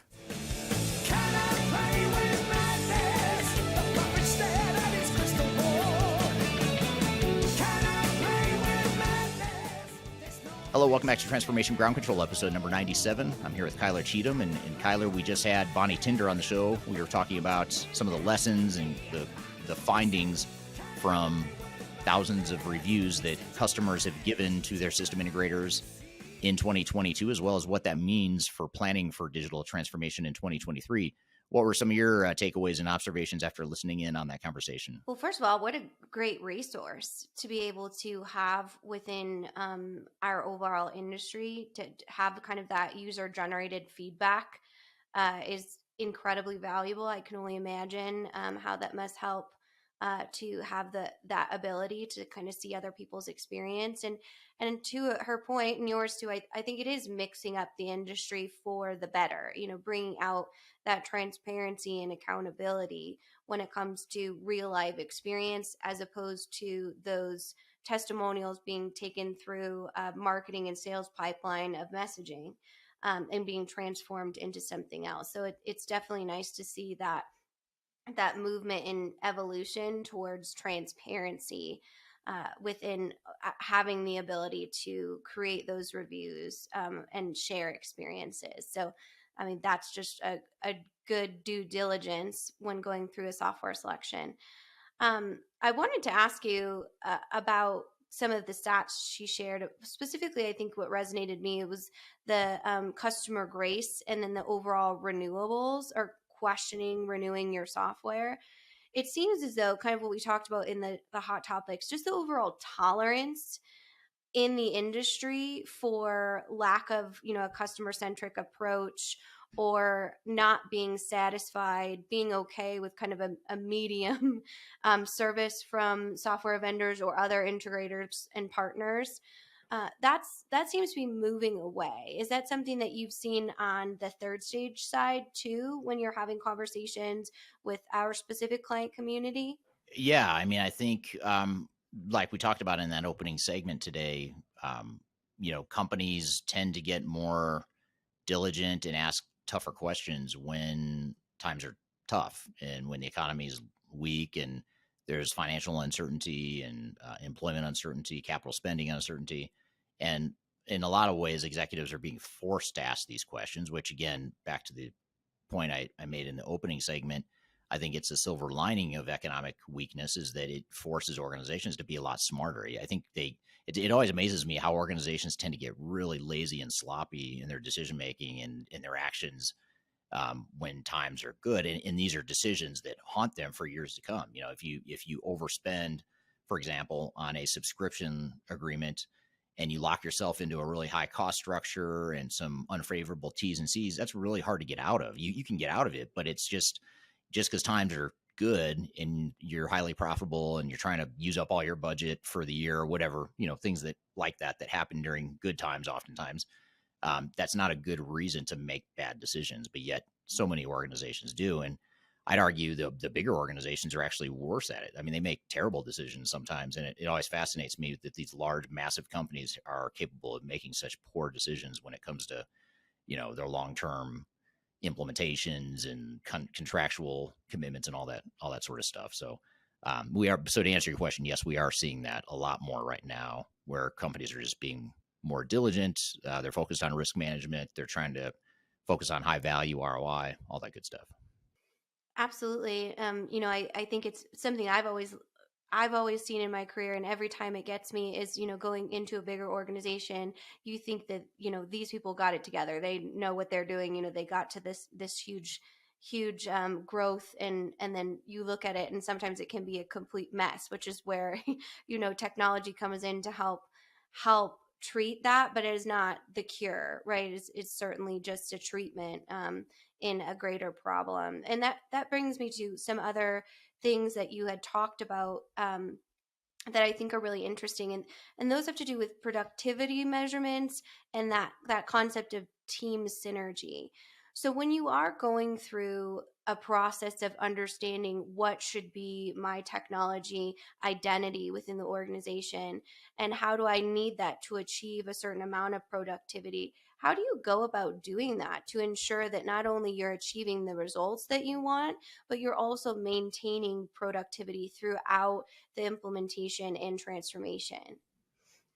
Well, I think just by asking that question and having any sort of focus on it, or at least having it on your radar, is step one. I mean, and it's a step one that, again, a lot of organizations miss, which you wouldn't think. As we talk about it, it doesn't sound like anything too crazy or too unusual, but it kind of is in a lot of ways, strangely enough.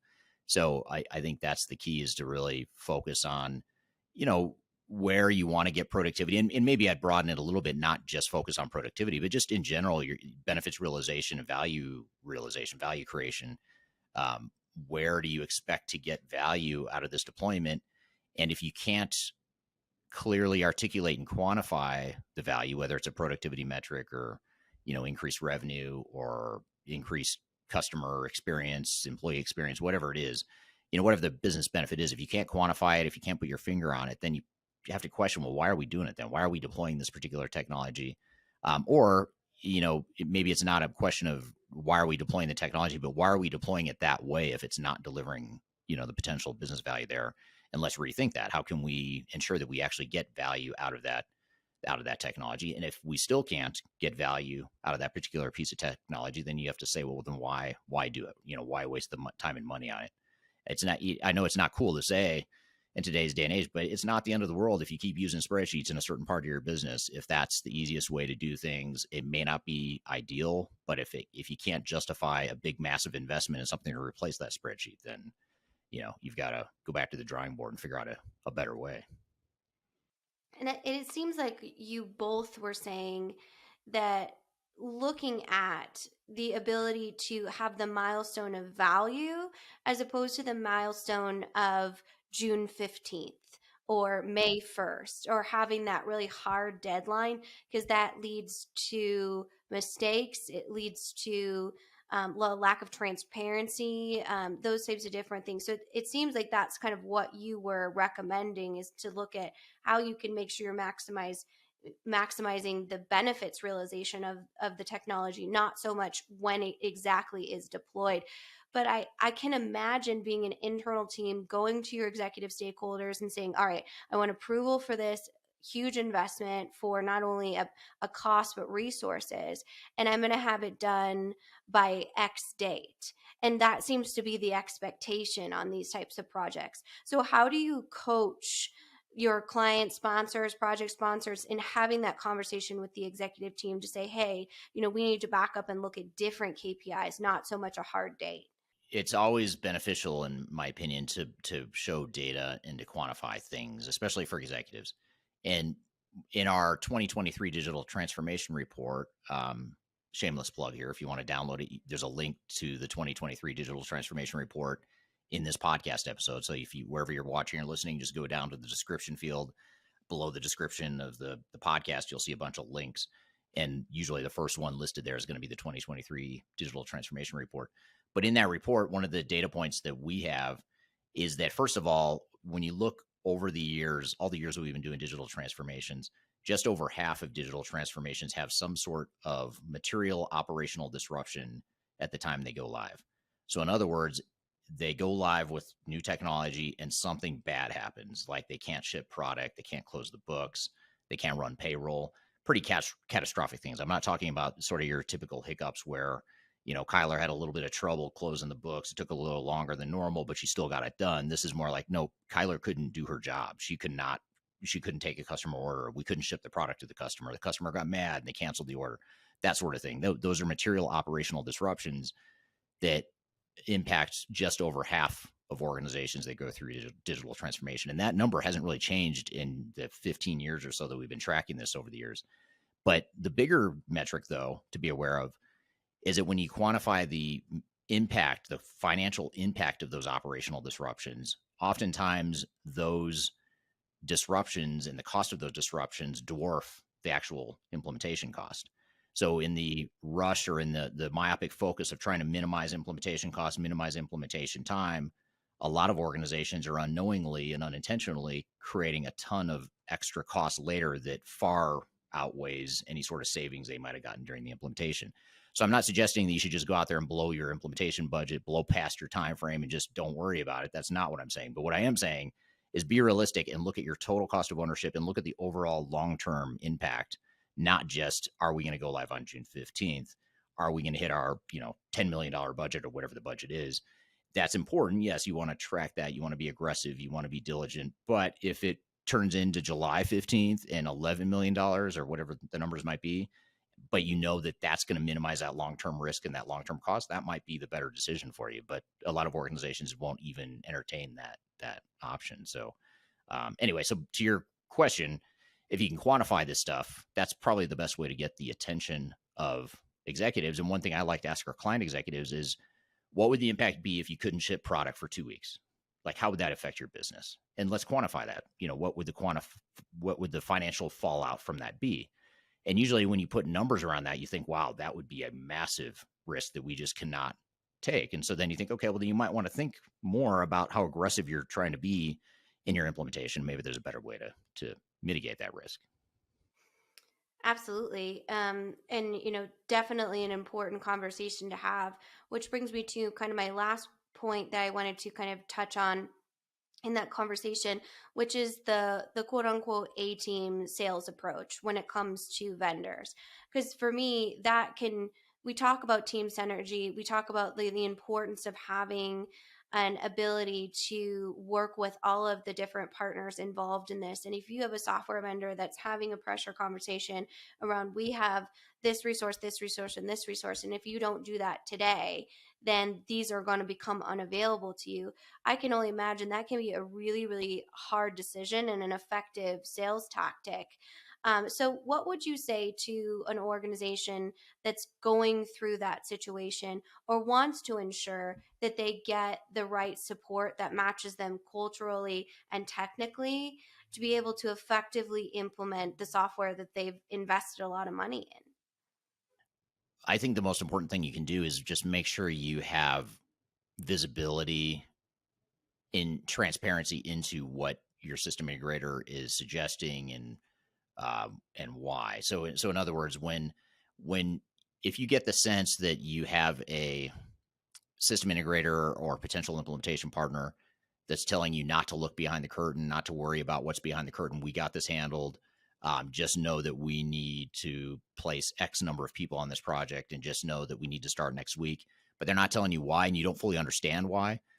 I would view that as a red flag. You need to understand that before you move forward. And it may not be their fault. It may be your fault. I mean, maybe what you need to do is just take more, ask more difficult questions. And not that you want to be distrustful or assume the worst in people, but you do want to be skeptical and recognize that it's your business, and you need to make sure that you're navigating that accordingly. So there's a cultural piece, of course, that you want to make sure that people, to your point, that people, the people you bring in from the outside are going to fit in well with your team and understand your business and are going to work well with your team. But you also just want to know that you're ultimately going to be able to have ownership of this project with that system integrator, and that they're going to be transparent and forthcoming with you, and that you have a clear line of sight into what they're doing, why they're doing what they're doing. Even just, if they tell you they need 20 people on a project and they need those 20 people to start next week, then you ask why. What are these 20 people going to be doing? Do we need them all? Do we really need them all now? Could we maybe bring on 5 of them now and bring on the other 20 or the other 15 after we, define our business processes in more detail, or define our future state operating model and all that stuff? Those are just the types of questions that you can start to ask. So I think that's probably the biggest way to really see into or assess whether or not it's a good fit for you.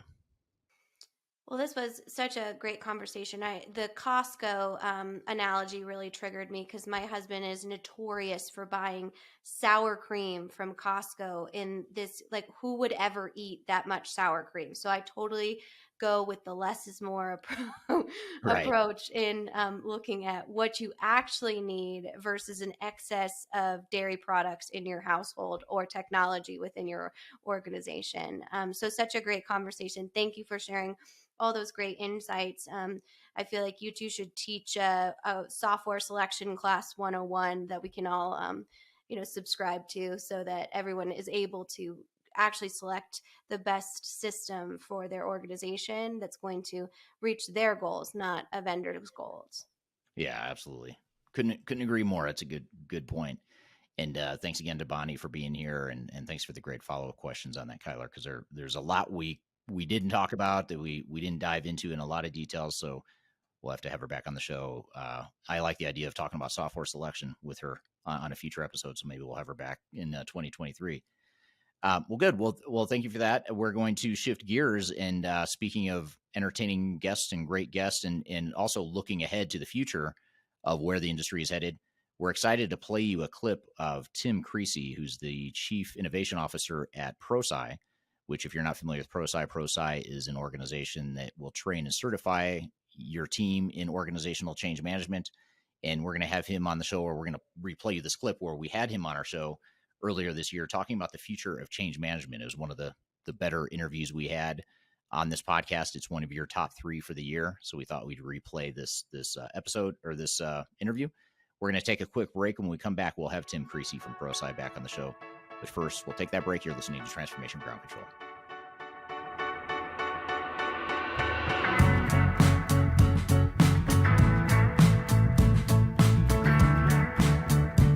If you are aiming for transformation success, turn to Third Stage Consulting Group. Third Stage's independent and technology agnostic consulting team helps clients define their digital strategies, define their roadmaps, and manage their transformations.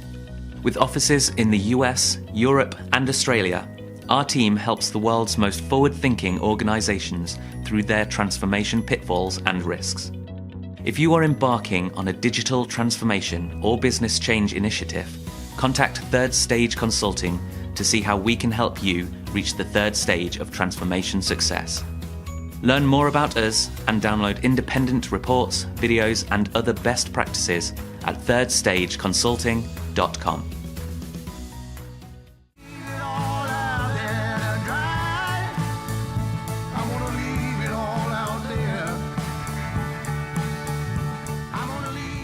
Hello, welcome back to Transformation Ground Control, episode number 97. My name is Eric Kimberling, here with Kyler Cheatham, and we're excited to play you a clip of a interview that we did earlier in 2022. It's one of our picks for the top 3 interviews of the year so far. And this is with Tim Creasey, who's the Chief Innovation Officer of Prosci, which is a change management certification organization. They've been around for, I think, 15 years or so. do a lot of certification and training within the change management field. And we had Tim on the show talking about the future of change management. So we thought we'd play this clip because it's that good, and it's a good topic as we plan for 2023 and we think about change management, which is the most important aspect of any digital transformation. So let's roll the clip here with Tim Creasey from Prosci. You and I are both from Colorado, so we share that connection as well. And it's funny what a small world this is. We're both in the world of change and business transformation and things like that, but yet we're both from Colorado too. So that's a good coincidence.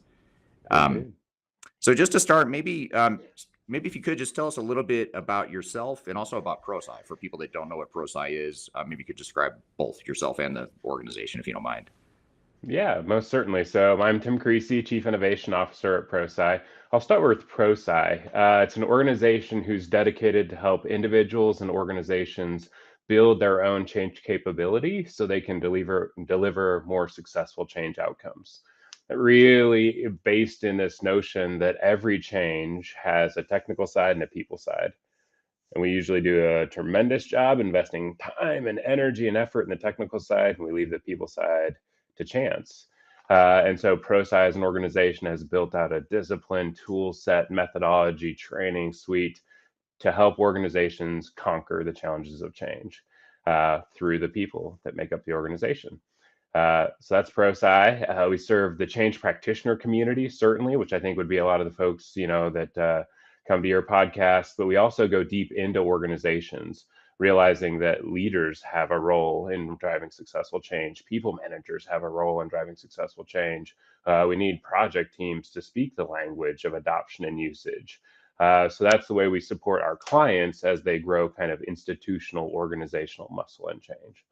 And then, I'm the Chief Innovation Officer. So I just celebrated 21 years with the firm about a week ago.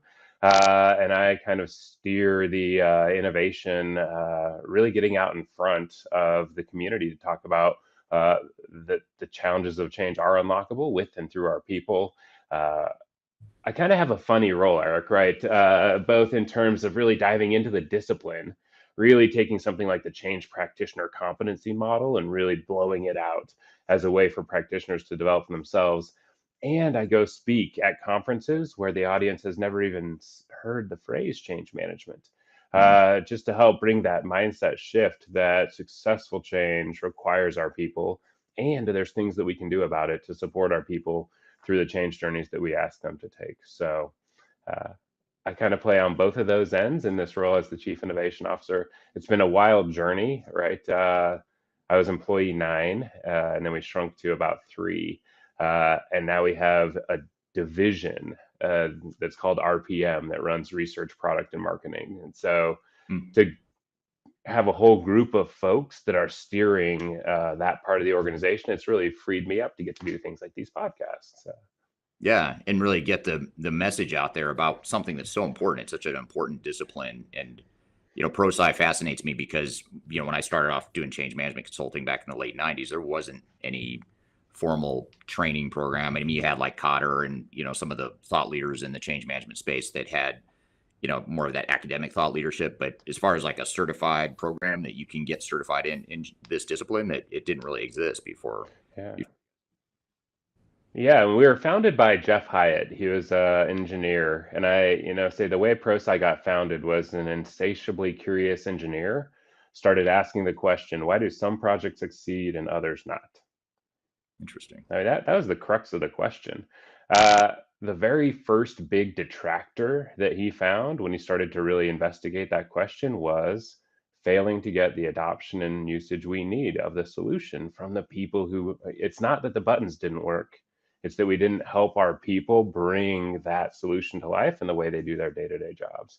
And so that was over 25 years ago, right? That this curious engineer spots the people side of change as the challenge he wants to investigate and help others unlock through actionable, practical, accessible methodologies and tools. And so, that was kind of the genesis. But you're right, in the early 90s, late 90s, right? It's starting to hit the business lexicon. We've moved out of just kind of trying to better understand people and how human beings move through change.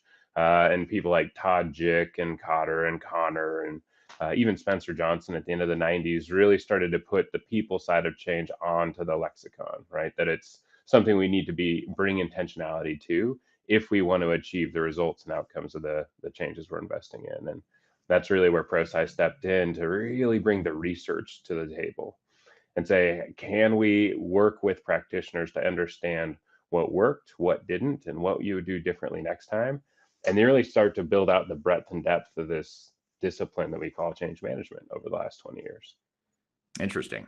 I mean, it's interesting. I had no idea that it was an engineer that founded Prosci, which I find fascinating because I think that's one of the problems with change management, or historically had been one of the problems, is it's so touchy-feely. It's sort of this vague, nebulous term, but you add that engineering discipline with more of a structured approach. That seems to be what Prosci is. So it makes sense that an engineer started it. I just didn't know that's how the origin was.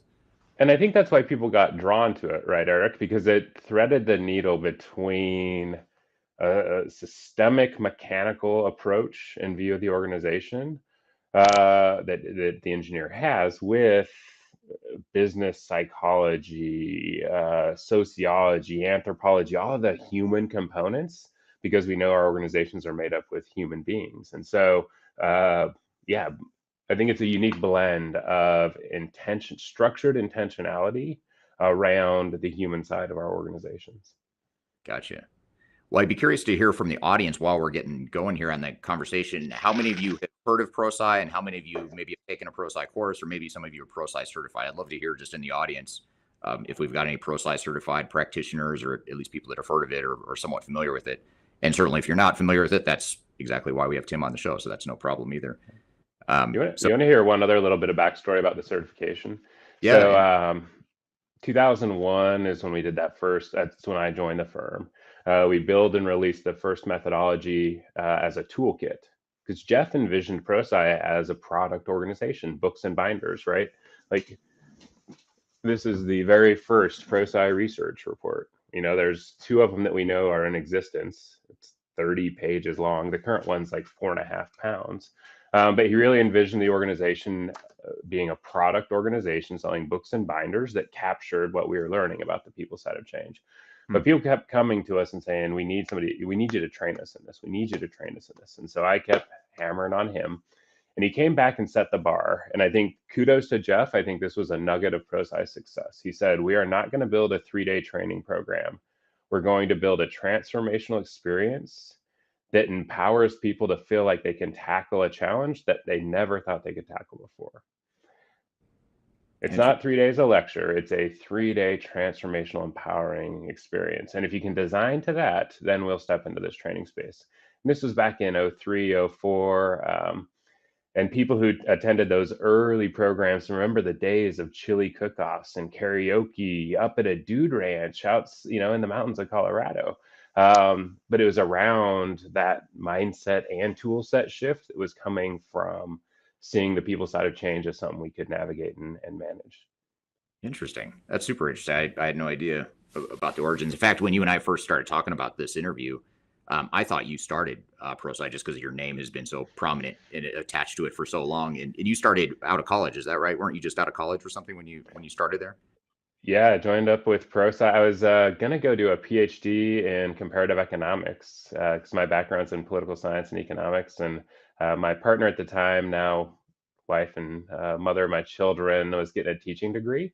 And so I needed to find something to do in northern Colorado for about 1.5 years until I went and did that PhD. And so sure enough, stepped into Prosci and became fascinated with what I call the microeconomics, right? If macroeconomics is how the economy is working and microeconomics is how a firm makes decisions, what really fascinates me is how Andy, Becky, Charlie, Debbie, Eric, what makes individuals tick? What makes them navigate and make the decisions that they make? And so microeconomics is kind of the academic lens I've kind of layered onto some of the learning that we've been doing for a couple of decades. Interesting. That's very cool. Well, just to kind of turn into the audience here, just where some of the people are joining from today, we've got Justin from Pittsburgh. Thanks for being here, Justin. Robert is the one on LinkedIn who's watching on a treadmill, which is great multitasking. Talking about leading change, you've got to be able to multitask, and that's a good demonstration of it there. Dubai. We've got a couple people from Denver. So thanks for being here. We've got Ukraine. I won't show and list them all, but there's a global audience here. I know we've got Dubai in here as well. Ghana, Spokane, Washington, UAE again, as well as another one from Denver and Africa as well. So thanks for being here today. And in fact, one of the just kind of an interesting comment that just came up here on LinkedIn is just you can't lead big changes without Prosci. And that's a great testimony for someone who, by the way, also answered that they are certified in Prosci. So I guess, maybe just to start, when you look at the Prosci program and you guys deal with these organizations all over the world, and by the way, before I get into this question, and this relates to a comment here that's on LinkedIn, you guys are you offer this on a global scale, right? As far as the training, we've got a comment here that Prosci needs to step into Africa, but I believe you can get certified from Africa. Can you not? Yeah, Prosci has, again, humble beginnings, right? In a small warehouse in northern Colorado is kind of where I started. We now have a physical footprint in Canada, Australia, New Zealand, the Caribbean, Latin America, and Spain and Portugal. But there is an affiliate network around the entire globe where you can access Prosci training programs. So within Africa, we have several partners. And if you Google Prosci Global Partner Network, you'll track down information about Cedar and Change, our friends that are down that way. Great. So I guess just to jump into here about the problem statement that you guys are trying to solve with Prosci, and that is that the change is hard in general. Or if this was easy, you and I probably wouldn't be in business, quite frankly. You and I would probably you'd be in economics, and I don't know what I'd be doing, but it wouldn't be this probably. So change is hard. Organizations struggle with it. Why is that? You've seen so many organizations, you've certified so many people that are thirsting for learning about change, but why is it such a difficult discipline? Well, I think it gets back to that notion, and I've been talking about the two sides of the change coin, right? That there's a technical side of every change where we design, develop, and deliver a solution that meets the need, the issue, the opportunity in front of us. You do a lot of work with your clients doing ERPs, right? That's one flavor of technical solution. CRMs would be electronic health records in a hospital, merger, acquisition. Even a new value system is a technical side of a change, right? The people side of the change is how do we get people to embrace, adopt, and use whatever that solution is. And although in this change discipline, if you've been a practitioner and you hear it called the soft side of change, it just makes your skin crawl, right? Because I think the reason it's hard, Eric, is that this is the harder side of change. The technical side of change can be incredibly complex. Merging two big organizations, absolutely. There's technical complexity in terms of pulling this financial systems together, branding, blah, blah, blah. The real hard side of the change is getting people to step into this new way of working. It's helping individuals navigate, step out of where they are today, step through whatever that transition, the liminal movement is going to be, and step into that new way of being. And so I think the reason it's hard is because the people side of change is the harder side of change. Now, historically, in a value system where your employees were incented for just, asking how high when you told them to jump, predictability, consistency, that was the value system historically. Change was easier then because the values aligned with asking somebody to do something different. But new value systems over the last 20 years, the emergence of the interaction economy out of the service and knowledge economy, these things have all amplified the people side of change as something that we cannot just leave up to giving the right commands, but it's really around helping people navigate that journey. And I know we're going to end up talking about the pandemic too, but the pandemic just amplified. It made the people side of change impossible to ignore. If you were one of those organizations or projects that did ignore it and leave the people side of change to chance, historically. Yeah. Okay, we're here listening in on an interview that we had earlier this year with Tim Creasey from Prosci. We're going to continue that conversation as soon as we take a quick break. You're listening to Transformation Ground Control.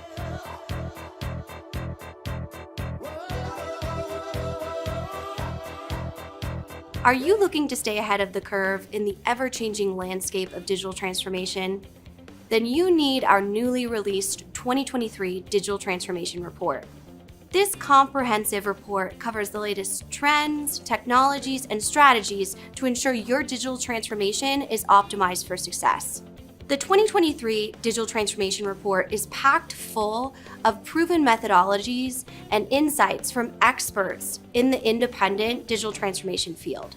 You'll also receive practical insights on how to implement digital transformation strategies within your unique organization.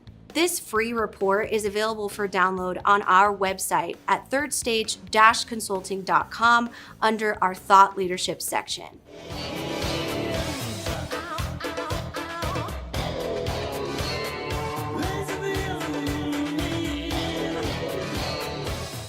Hello, welcome back to Transformation Ground Control, episode number 97. We're here playing a replay of our interview earlier in 2022 with Tim Creasey, the Chief Innovation Officer of Prosci. Because we have a global audience, it might be worth asking, a lot of those dynamics you just described, as far as the difficulty of changing and the fact that in the past, maybe you could say jump and people just say how high, and that's not so much the case in today's organizational cultures. Do you see differences in different parts of the world or just differing organizational cultures and how these Prosci concepts are applied or how they navigate change in general, or how does that affect either a global culture and or an organizational culture? How does that affect, your change journey? Yeah, I think you're spot on because I think culture is critically important. I do get a little bit provocative here. I'll say that culture is never the villain when a change fails, and it's never the hero when a change succeeds. We're big Marvel fans at our house, right? So culture is neither Thanos nor Captain America. Culture is. It's the water in which we're swimming. And so I think great change practitioners, it's their job to understand, adapt, and adjust to the culture into which they're bringing to life this particular change. So I guess kind of that's my first bent. I do think culture, certainly we get geographic variation in culture, but inside of organizations, we also get tremendous variation of culture. Just because of the values, behaviors, beliefs. We unpacked this with research. This is kind of an interesting full circle notion of kind of the story of Prosci, where we have an attunement to the market, an understanding that change agents would like to better understand the culture they're stepping into and how it impacts the change journey they're about to attempt to navigate. And so we looked at a number of the different studies, the work that was done on organizational cultures, and came up with 6 cultural dimensions that impact how change comes to life.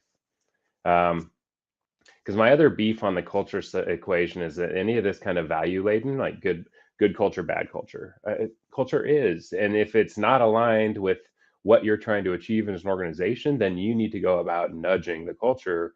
So that's, I hate the good bad stuff kind of drives me crazy. So instead we went spectrums, because change is going to come to life different, right? So you take the first one would be let's say uncertainty avoidance as a spectrum. Some organizations have a very low uncertainty avoidance, a high tolerance of ambiguity. Others have the flip side, right? Neither is good nor bad, but they impact how change comes to life. And so we built a body of research that's contained in the Prosci, body of knowledge that says for each of these 6 cultural dimensions, individualism, collectivism, what are the challenges of bringing to life change in an individualistic culture? And what are the adaptations you need to make as a change practitioner? What about for a collective culture, right? Power distance. Is the organization this high or this high in terms of the orientation of where people think they need to get permission? Neither good nor bad, but this organization requires different change tactics than this organization. And so that's what we've built out in the research, is this whole set of, for each of these dimensions, what are the challenges and adaptations you would make depending on where you live in that cultural phenomenon. Culture is going to be really fascinating going forward, I think, because I've spoke a lot the last couple of years about the involuntary digital transformation. That's what happened in March of 2020, right? For all the talk of all the executives, of all the clients you help, right, about digital transformation leading up to March 2020, they were mostly enamored with the technological revolution. And then all of a sudden we saw the digital transformation happen during this instantaneous work from home experiment. The cultural transformation that organizations have in front of them cannot be allowed to be involuntary, right? We need to make sure that we step out in front of shaping the organizations that we want to live in and be part of as organizations going forward. Yeah, it creates that thing that change initiatives oftentimes had historically struggled with, which is that burning platform for change. Like, if I'm an employee working for you, Tim, why do I need to change? I mean, why do we need to change? Why are you doing this to me? That sort of thing. And it sort of takes that conversation off the table and makes it a little less personal and more like we're all kind of in this together, and we're all trying to figure out how to navigate this new post-pandemic world. Yeah, for sure. Yeah. Just a couple comments here. One that's sort of relevant to what we were just talking about, and that is from Malcolm on LinkedIn. So his comment here is that many companies will happily spend money on consultancy and technology. And there's part two here, but not on education. Why? And training. How? So I guess that begs a question, or maybe I'll sort of spin that into a question that it triggered is, so companies are spending all this money on technology because they have to, or, it's that involuntary transformation that you're talking about. They spend all this money, in many cases, tens of millions of dollars for a larger organization, maybe even more for a really big one. So, but they're not spending a lot of them are not spending adequate time and money on the education and the overall change management. It sort of goes back to my first question. Why is that? I mean, is it a blind spot of executives? They just don't understand anything beyond the soft side of change that you were talking about, or what do you think that dynamic is? Yeah, and I think you're right. And to build on Malcolm's comment, the other one that we watch organizations fall into is we never find the money to spend to do it right the first time. Yeah. But we always find the money to do it the second and the third and the fourth and the fifth and the sixth time. And so I think a lot of this is around getting smarter with how we're going to implement change and position change in the organization. One of the things we started to do, Eric, back in about 2013, 14, we introduced our ROI of change management, a calculator, a whole frame. But I wrote a paper one time. I never published it. I think I should. It's about, for human beings to make sense of anything, we need context and contrast. So here's a new idea that I'm trying to help you understand. Context is how does it relate to the stuff around it. Contrast is how is it similar or different to something I already know. And I think when we talk about the value of change management, we've unfortunately done it in absence of the context of the real value it's going to create. And so we started to really work to shift this language to I started using the phrase people-dependent project ROI. What percentage of the project's ROI depends on people adopting and using the solution? It's somewhere between 0 and 100%. And one of my biggest pet peeves in the entire world is when people use the word literally incorrectly. But if you want to watch a project leader's gears or a senior leader's gears start to turn, ask them what percentage of this project's ROI depends on people adopting and using the change.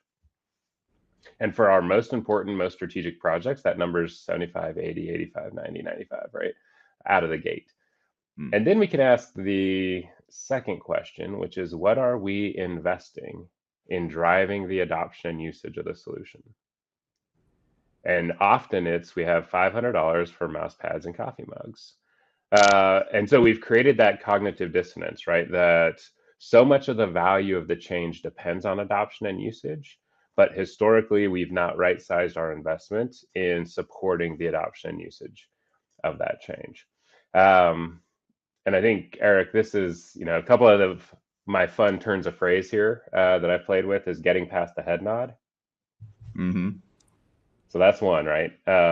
Because 20 years ago when Prosci was really at the beginning of that change management journey, change management was still kind of the crazies in the corner. We hadn't even got the head nod. But over the last 10, 15 years, things have certainly shifted. And so now you're like, we need some change management on this. And, oh, yeah, that sounds good. That sounds good. And I need an hour on the agenda. Whoa. You need an hour of my time? I told you this change management stuff sounded good, right? And so getting past the head nod is that, it sounds good until, no, you need me to do something different. And that's where we test. Are we dealing with a passive buy-in? I'm passively bought into change management, or active buy-in by that senior leader, that they're willing to take the steps and make the investment to support the adoption and usage of the change. The other positional shift that we'll work at here is, that change management's an investment, not an expense. Yeah. If we see it as an expense line, it gets LIFO'd all the time. And do you have any supply chain background? Yeah. I don't know if the audience does. LIFO is last in, first out. Or it's a way to manage inventory. It's also, unfortunately, what happens to change management on the agenda, on the budget. That if we've not anchored our value to the achievement of the project ROI, we're the last on the budget, the first off the budget, last on the agenda, first off the agenda. But as soon as we start to anchor to the percentage delivery of that project ROI, that's the position shifter. I was working with this team, Eric. So a team in an IT, right? IT project team rolling out a big project. We sat down with them and we all did the CMROI calculator. So the change management ROI calculator. We go through and you put in all of the benefits and objectives of the project, how people dependent each one is. You do this big weighting. Out at the end comes the number 62%. So the team collectively arrived at a calculation that 62% of the project ROI depended on adoption and usage. And I'm not a betting man, but I would put money on the fact that it's not 62%, right? Higher. Just based purely on statistics, it's more likely 61 or 63 or 60 or 64, or like just a normal distribution. But all of a sudden they had a label, right? They began talking about the 62% in meetings. How are we doing on the 62%? Do we think we're lined up? Are we ready to, do we have that part of the organization moving to make sure we capture the 62%? They had a label for this concept of the people dependent portion of the project ROI. And it unlocked the conversations. It unlocked the way that they began to intentionally engage the people in the organization, because it wasn't just a communication and a training plan anymore.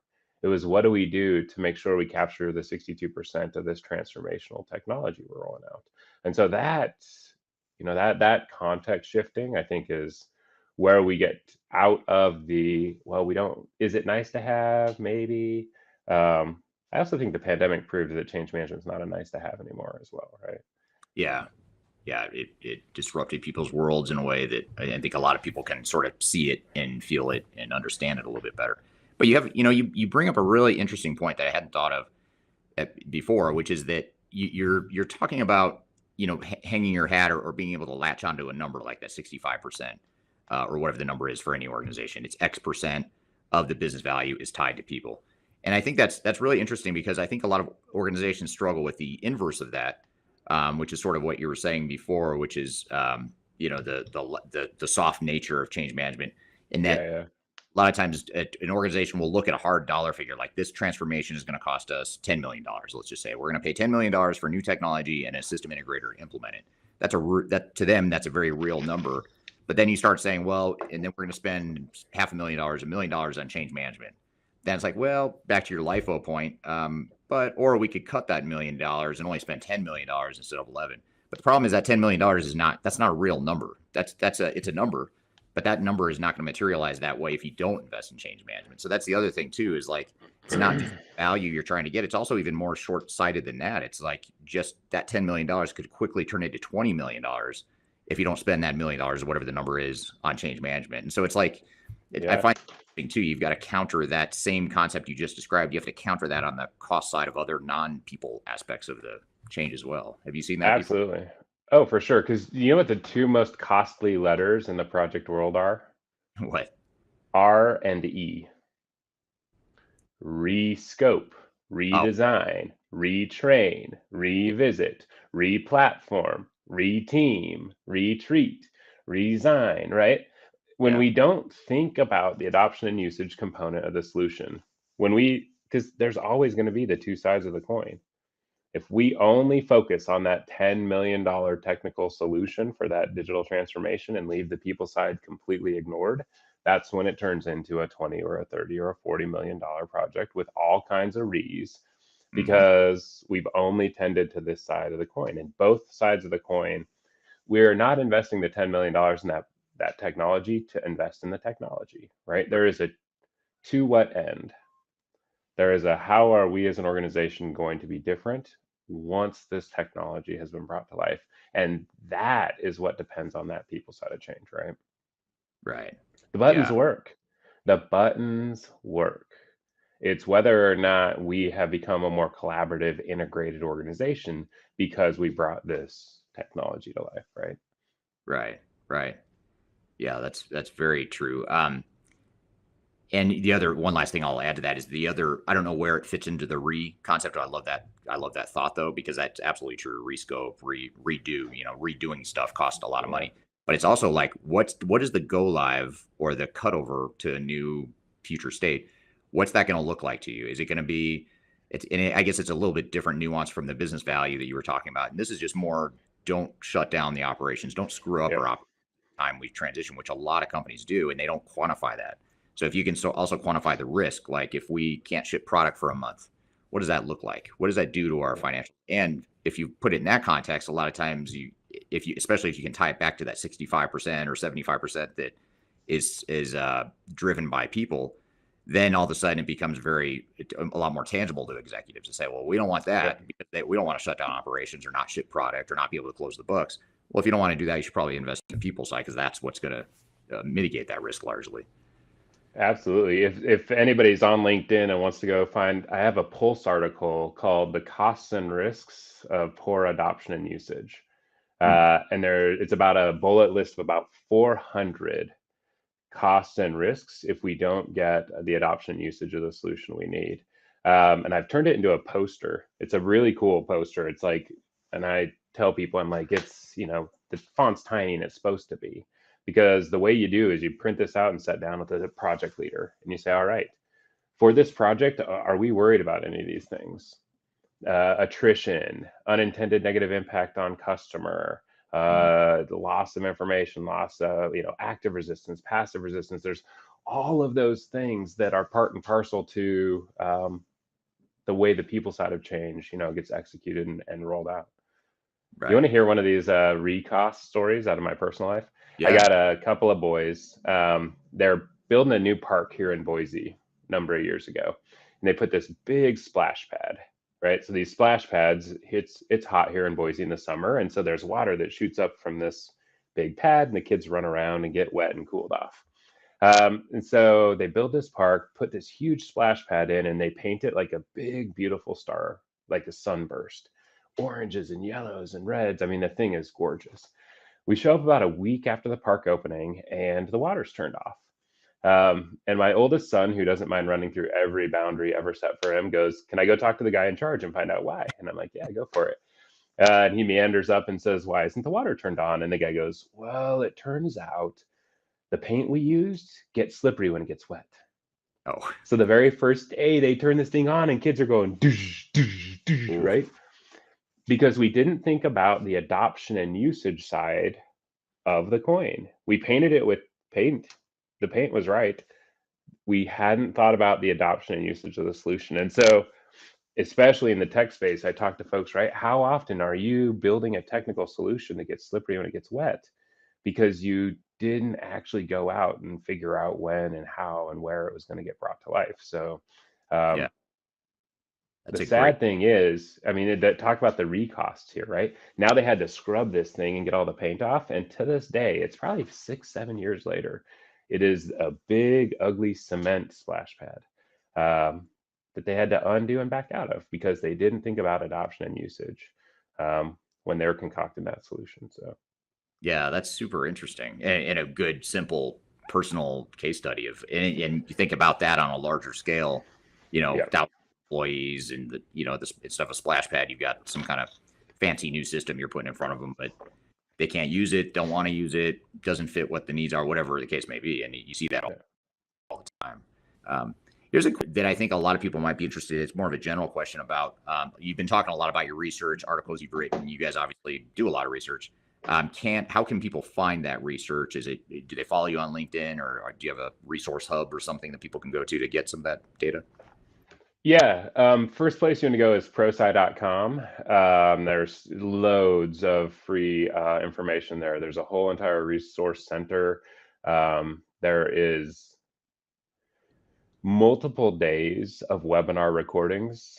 I actually was building an article, I might release it this week, where I pulled 24 of my favorite webinar replays to build out essentially a literal professional development day, right?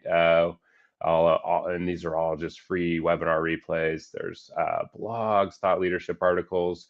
That's where you can access the research. And it's available in Prosci's Hub Solution Suite, which is our cloud-based tool platform.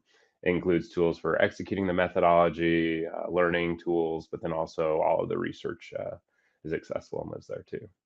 Great. And then I'm pretty active on LinkedIn. Yeah, so if you want to find me on LinkedIn, that's where you'd want to find me, especially if you want these professional development day of webinars coming in the next week. Yeah, you put out really good content, and that's I've been following you for years now, and that's why I thought you started Prosci, because everything you put out, you've got really good stuff. So if you're not connected to Tim on LinkedIn, that's where I am most connected to you. So that seems to be a really good spot to connect with you. Okay, we're here listening in on an interview that we had earlier this year with Tim Creasey from Prosci. We're going to continue that conversation as soon as we take a quick break. You're listening to Transformation Ground Control.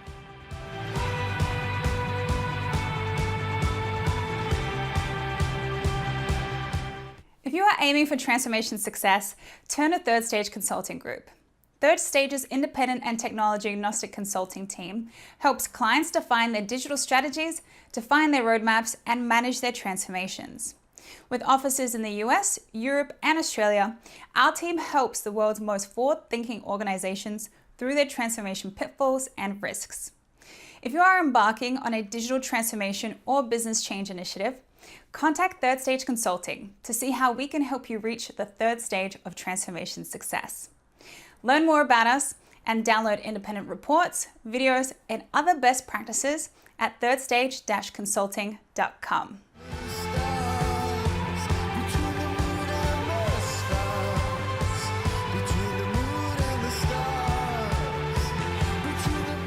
Hello, welcome back to Transformation Ground Control, episode number 97. We're here playing a replay of our interview earlier in 2022 with Tim Creasey, the Chief Innovation Officer of Prosci.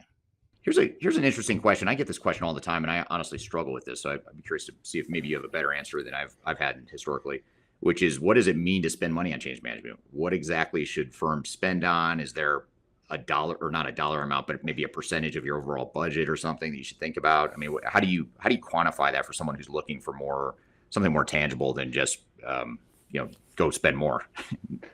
Yeah, it's a great question. And there's not kind of a common, I don't think we've standardized on what goes into the change management budget. In the research, there's some pretty good data around what components people typically put into a change management budget. It's often a team member. If it's not someone's job, it's no one's job. So a team member dedicated to driving the adoption and usage of the solution. Certainly training materials, communication materials, event, consultancy is where we actually see the dollars getting spent. We see a wide range of investment of kind of percentage of project budget spent in change management. Usually the range will come in the 10 to 20%-ish range, but of course that depends on the nature of the change, the impact, all of those components as well. Right, because I can think of a technology, in the technology space, I can think of a huge spend on a technology project that actually has a very small people-dependent project ROI, like a purely back-end hygiene. We got to spend a lot of money, but there's really two guys whose job is going to be impacted by this technology hygiene project. So it's a huge technology spend, but there'd be very tiny percentage that's on change management. I can also envision tons of changes that have very little technical spend, a new values system, right? Prosci, our senior leadership team, rolled out a new set of values at the beginning of 2021. There's 6 words on these 6 awesome we statements underneath each of them. That was the technical side of the solution, but the people side of that change is all, right? That it's all in behavioral mindset shift, that component. And so I don't think we can just pick a number and say what percentage. It's almost always more than we are already.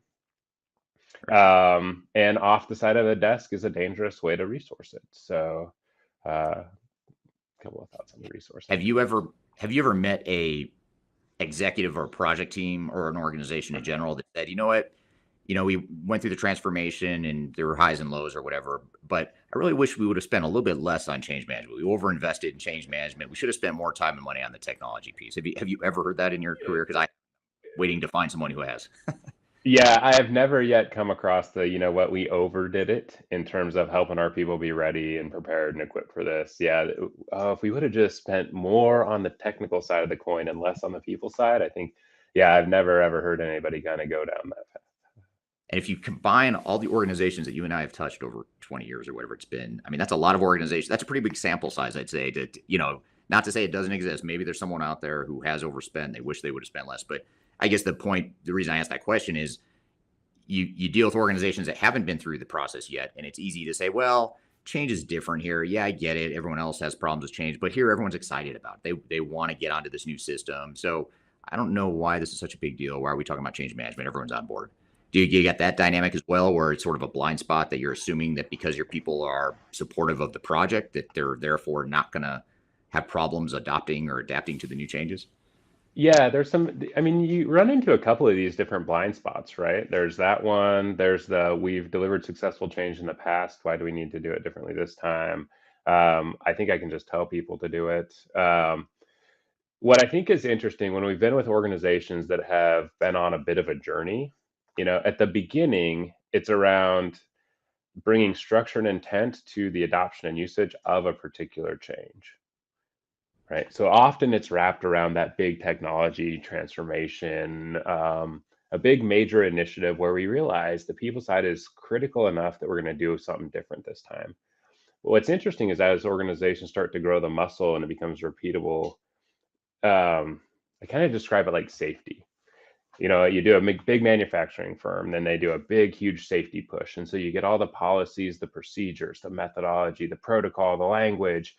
You got to get that stuff all embedded because eventually safety is job one, needs to be part of what everybody embraces. Similar to change, right? Change is everyone's job. That should be part of the moniker in the organization. But if we get to the point where change is everyone's job, it doesn't mean that change management goes away. It means it comes to life differently. Right? It gets manifested, the practitioners of change management, the professionals of change management in the organization become more enablers than executors of the practice. They're out there, right? It's a shift towards growing change muscle as an organization, resilience, tenacity, flexibility, durability, where the people side of change is the expectation, not the exception when we step into changes. But that's a long evolutionary journey to get to that point where it's really embedded into the DNA of the organization. Right. And a sort of another question from the audience here that sort of piggybacks on that thought. And it's actually too long to include here, but I'll read the rest of it to you. So it's that behavioral and cultural change relies on reinforcement's consequences instead of predecessors and triggers. So the onus falls on leaders and managers to do something different, but it's often overlooked. And the crux of his question that didn't show in the text box here is, how do we flip the script in that failed projects are the fault of management, not end users? And I love that question because I think that's a scary question to ask. And especially if you're an executive listening, you might not want to hear this question or the answer, but I'd love to hear your thoughts on that. Well, I go right to the research, right? This is the very first one from 1998. We asked, what was the greatest contributor to successful change? And in this very first study, it was active and visible participation by our senior leaders.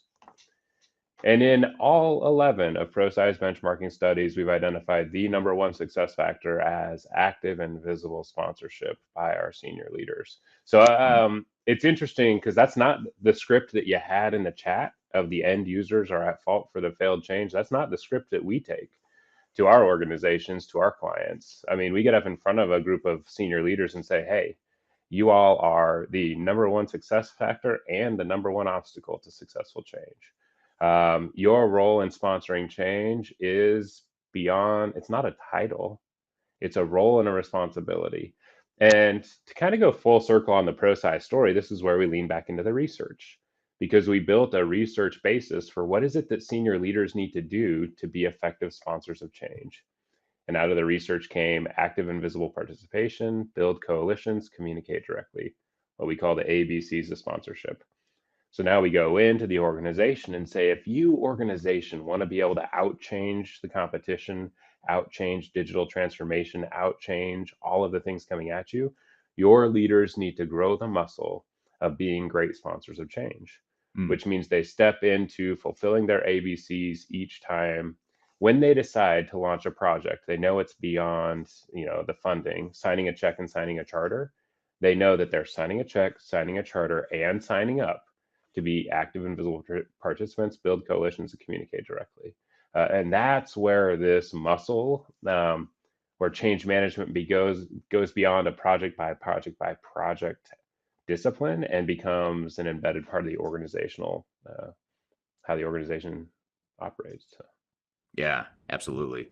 That's a good point. And then Kelly on LinkedIn has another good point, which is more of a comment than a question, but curious to get your thoughts on if you've seen this work.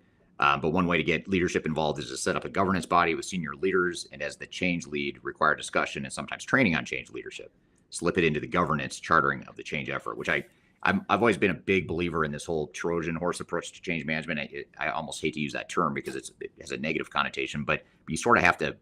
It's not even that you're misleading people in that way. It's more that you're sort of baking it in the overall DNA of the project rather than saying, here, as you refer to them, these are the crazies off in the corner. They're going to be doing all the change stuff while we do all the real work over here. You gotta combine that and sort of make it part of the overall team. Have you seen that work effectively, or what are some of your thoughts there?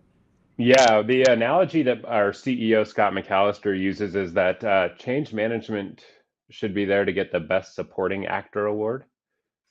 The Nice. Best Actor award always goes to the project, right? It is the initiative that senior leader put their money into bringing about. Change management's there to get the Best Supporting Actor award, to help you achieve what you already signed up to deliver faster and more completely than you thought you're going to be able to anyways. And so I think that's really the notion of how do we help our senior leaders realize that investing in change management is an investment in delivering what they already promised to deliver, by addressing those, again, the biggest detractors of them delivering what they deliver. One of our other favorite clients, it's a state government here in the US. We had the COO come and speak to a company-wide meeting at Prosci last year. And her analogy that she uses is change management's like the water on the water slide. Like the dynamics of a slide is that you're going to end up at the bottom. Like this ERP is going to get rolled out no matter what. But do you want to go down the water slide without water, or do you want to put something in there to help ease that journey that people are going to be on? So, Right. We also have clients that'll build sponsor contracts. I mean, sit down with a sponsor, and the sponsor contract has 3 parts: why your role matters, what you can expect from me, and what I need from you. But it's really around establishing that expectation up front that change management's not something else. It is what you need senior leader to deliver on the promise of your most important initiatives. Right. Yeah, that's a great sort of a capstone point, which is, how do you bake it into the project, and how do you make it sort of not a nice to have, like you mentioned before, not a bunch of crazies off in the corner, but more of a core integral part of your overall transformation. And there's actually, I've got a ton of questions that we did not get to. There's a ton of questions that the audience that I didn't get to from the audience. So clearly this is a very hot topic that a lot of people want to ask you questions. So we're out of time today, but I would love to have you back on the show again if you're ever open to that, because I think I could just take the questions we didn't get to today and probably fill another hour easily. Really appreciate you being here. There's a lot that I'd love to unpack with you in the future, but I think this is a good intro to what Prosci is, what changes, what some of the challenges are that organizations typically face, why change is important, how you can help sell it to your organization and make it part of your overall team. So really appreciate you being here today, Tim. This is super good stuff. Yeah, Eric, thank you for the opportunity. I think, no, we really think this is meaningful work. It's the right way to treat our people to set them up for success when we ask them to take on a change. And this discipline is what has grown out to enable organizations and project teams to be more thoughtful about treating their people the right way. And the neat thing is, it delivers better results on time and on budget, and it helps our people navigate the challenges of change. So, Yeah, really, absolutely. thanks for having me, Eric, and looking forward to it. Absolutely. Yeah. Thanks for being here. Best way to reach you: LinkedIn, ProSci. Pro- What else? Else you throw in there? Yeah, prosci.com and LinkedIn are going to be the two best ways that you come track us down for sure. All right, good stuff. Good to listen in on that interview again, and thank you, Tim, again for being on the show earlier this year. And he's another guest I'd love to have on the show again soon. In fact, we've got some things to unpack from that conversation, but first we'll take a quick break. You're listening to Transformation Ground Control.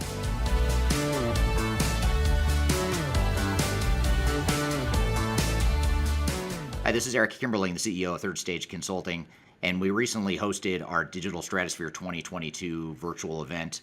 It's 3 days of packed content related to digital transformation best practices, about 16 or 18 different workshops and different speakers that are presenting on different topics, everything you need to know about transformation. The bad news is if you miss that event, the event's over. The live event already happened. But the good news, if you've missed it, or even if you did attend it and you want to see replays or you want to catch the sessions you missed, you can do that now by going to stratosphere2022.com. Go to stratosphere2022.com, register. All you have to do is put in your name and email address, just a few fields. You get immediate access to all the recordings, and the recordings cover everything from digital strategy, software selection, organizational change, process improvement, architecture, data migration, cloud, trends in the industry, how to avoid failure, some of the legal aspects to think about, contractual aspects to think about as it relates to your transformation. All that is stuff that you'll get by registering for Stratosphere 2022 Replay. And again, go to stratosphere2022.com and you can listen to all the replays of all the workshops that you might have missed at the event. So hope you check it out, and thanks for listening. We'll see you soon.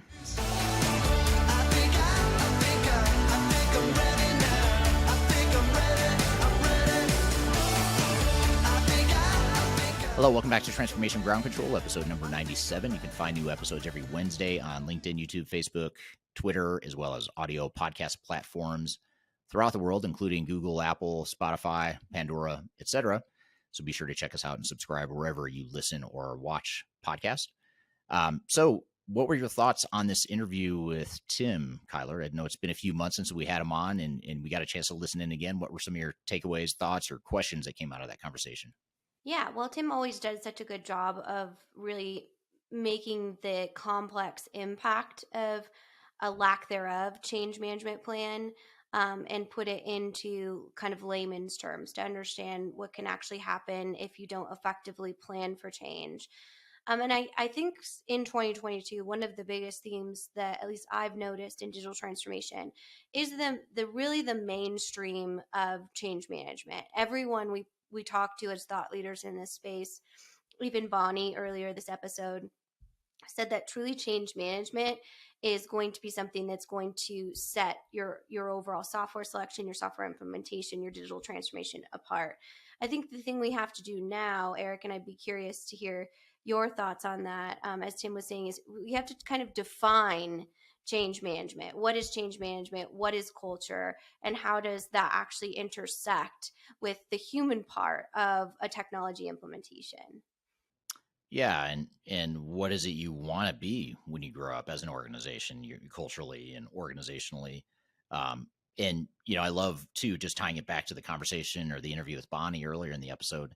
I love that Bonnie was so adamant about how the more successful implementations are the ones that don't start with technology. They use technology as an enabler. And I think the conversation with Tim and the interview with Tim further underscores that, in particular, the focus on people and how people are going to adapt to the new technology and the new processes and the new culture that you're trying to create.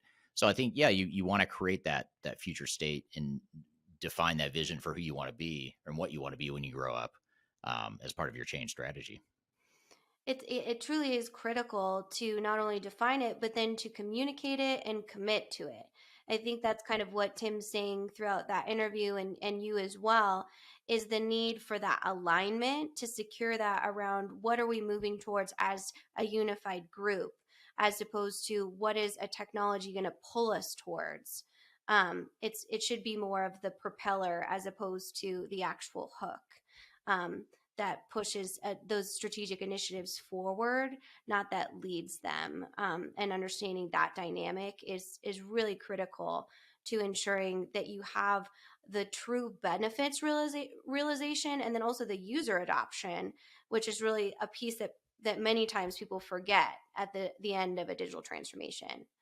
Yeah, and the other thing that really stood out that I remember from the first time obviously when I was doing that interview several months ago, I love that part where he talks about I forgot how I'm paraphrasing it, but he said something to the effect of the most expensive and disruptive parts of an implementation is the word re. When you have to re-implement, recast a scope, or just basically redo an implementation, that's a lot more expensive than if you just do it right the first time. So yeah, he said it a lot better than I just did, but that was sort of the paraphrase of what he said. But I love that comment. Just anytime you have to redo something and use the word re, or the what do you call that? The first two letters of a word, when it starts with re, it's usually not a good thing.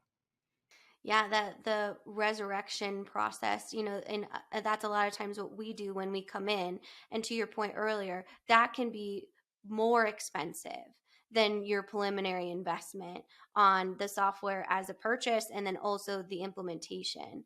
Not to mention, you now have this change fatigue, or this overall mundane attitude in your culture around new technology because it didn't work the first time.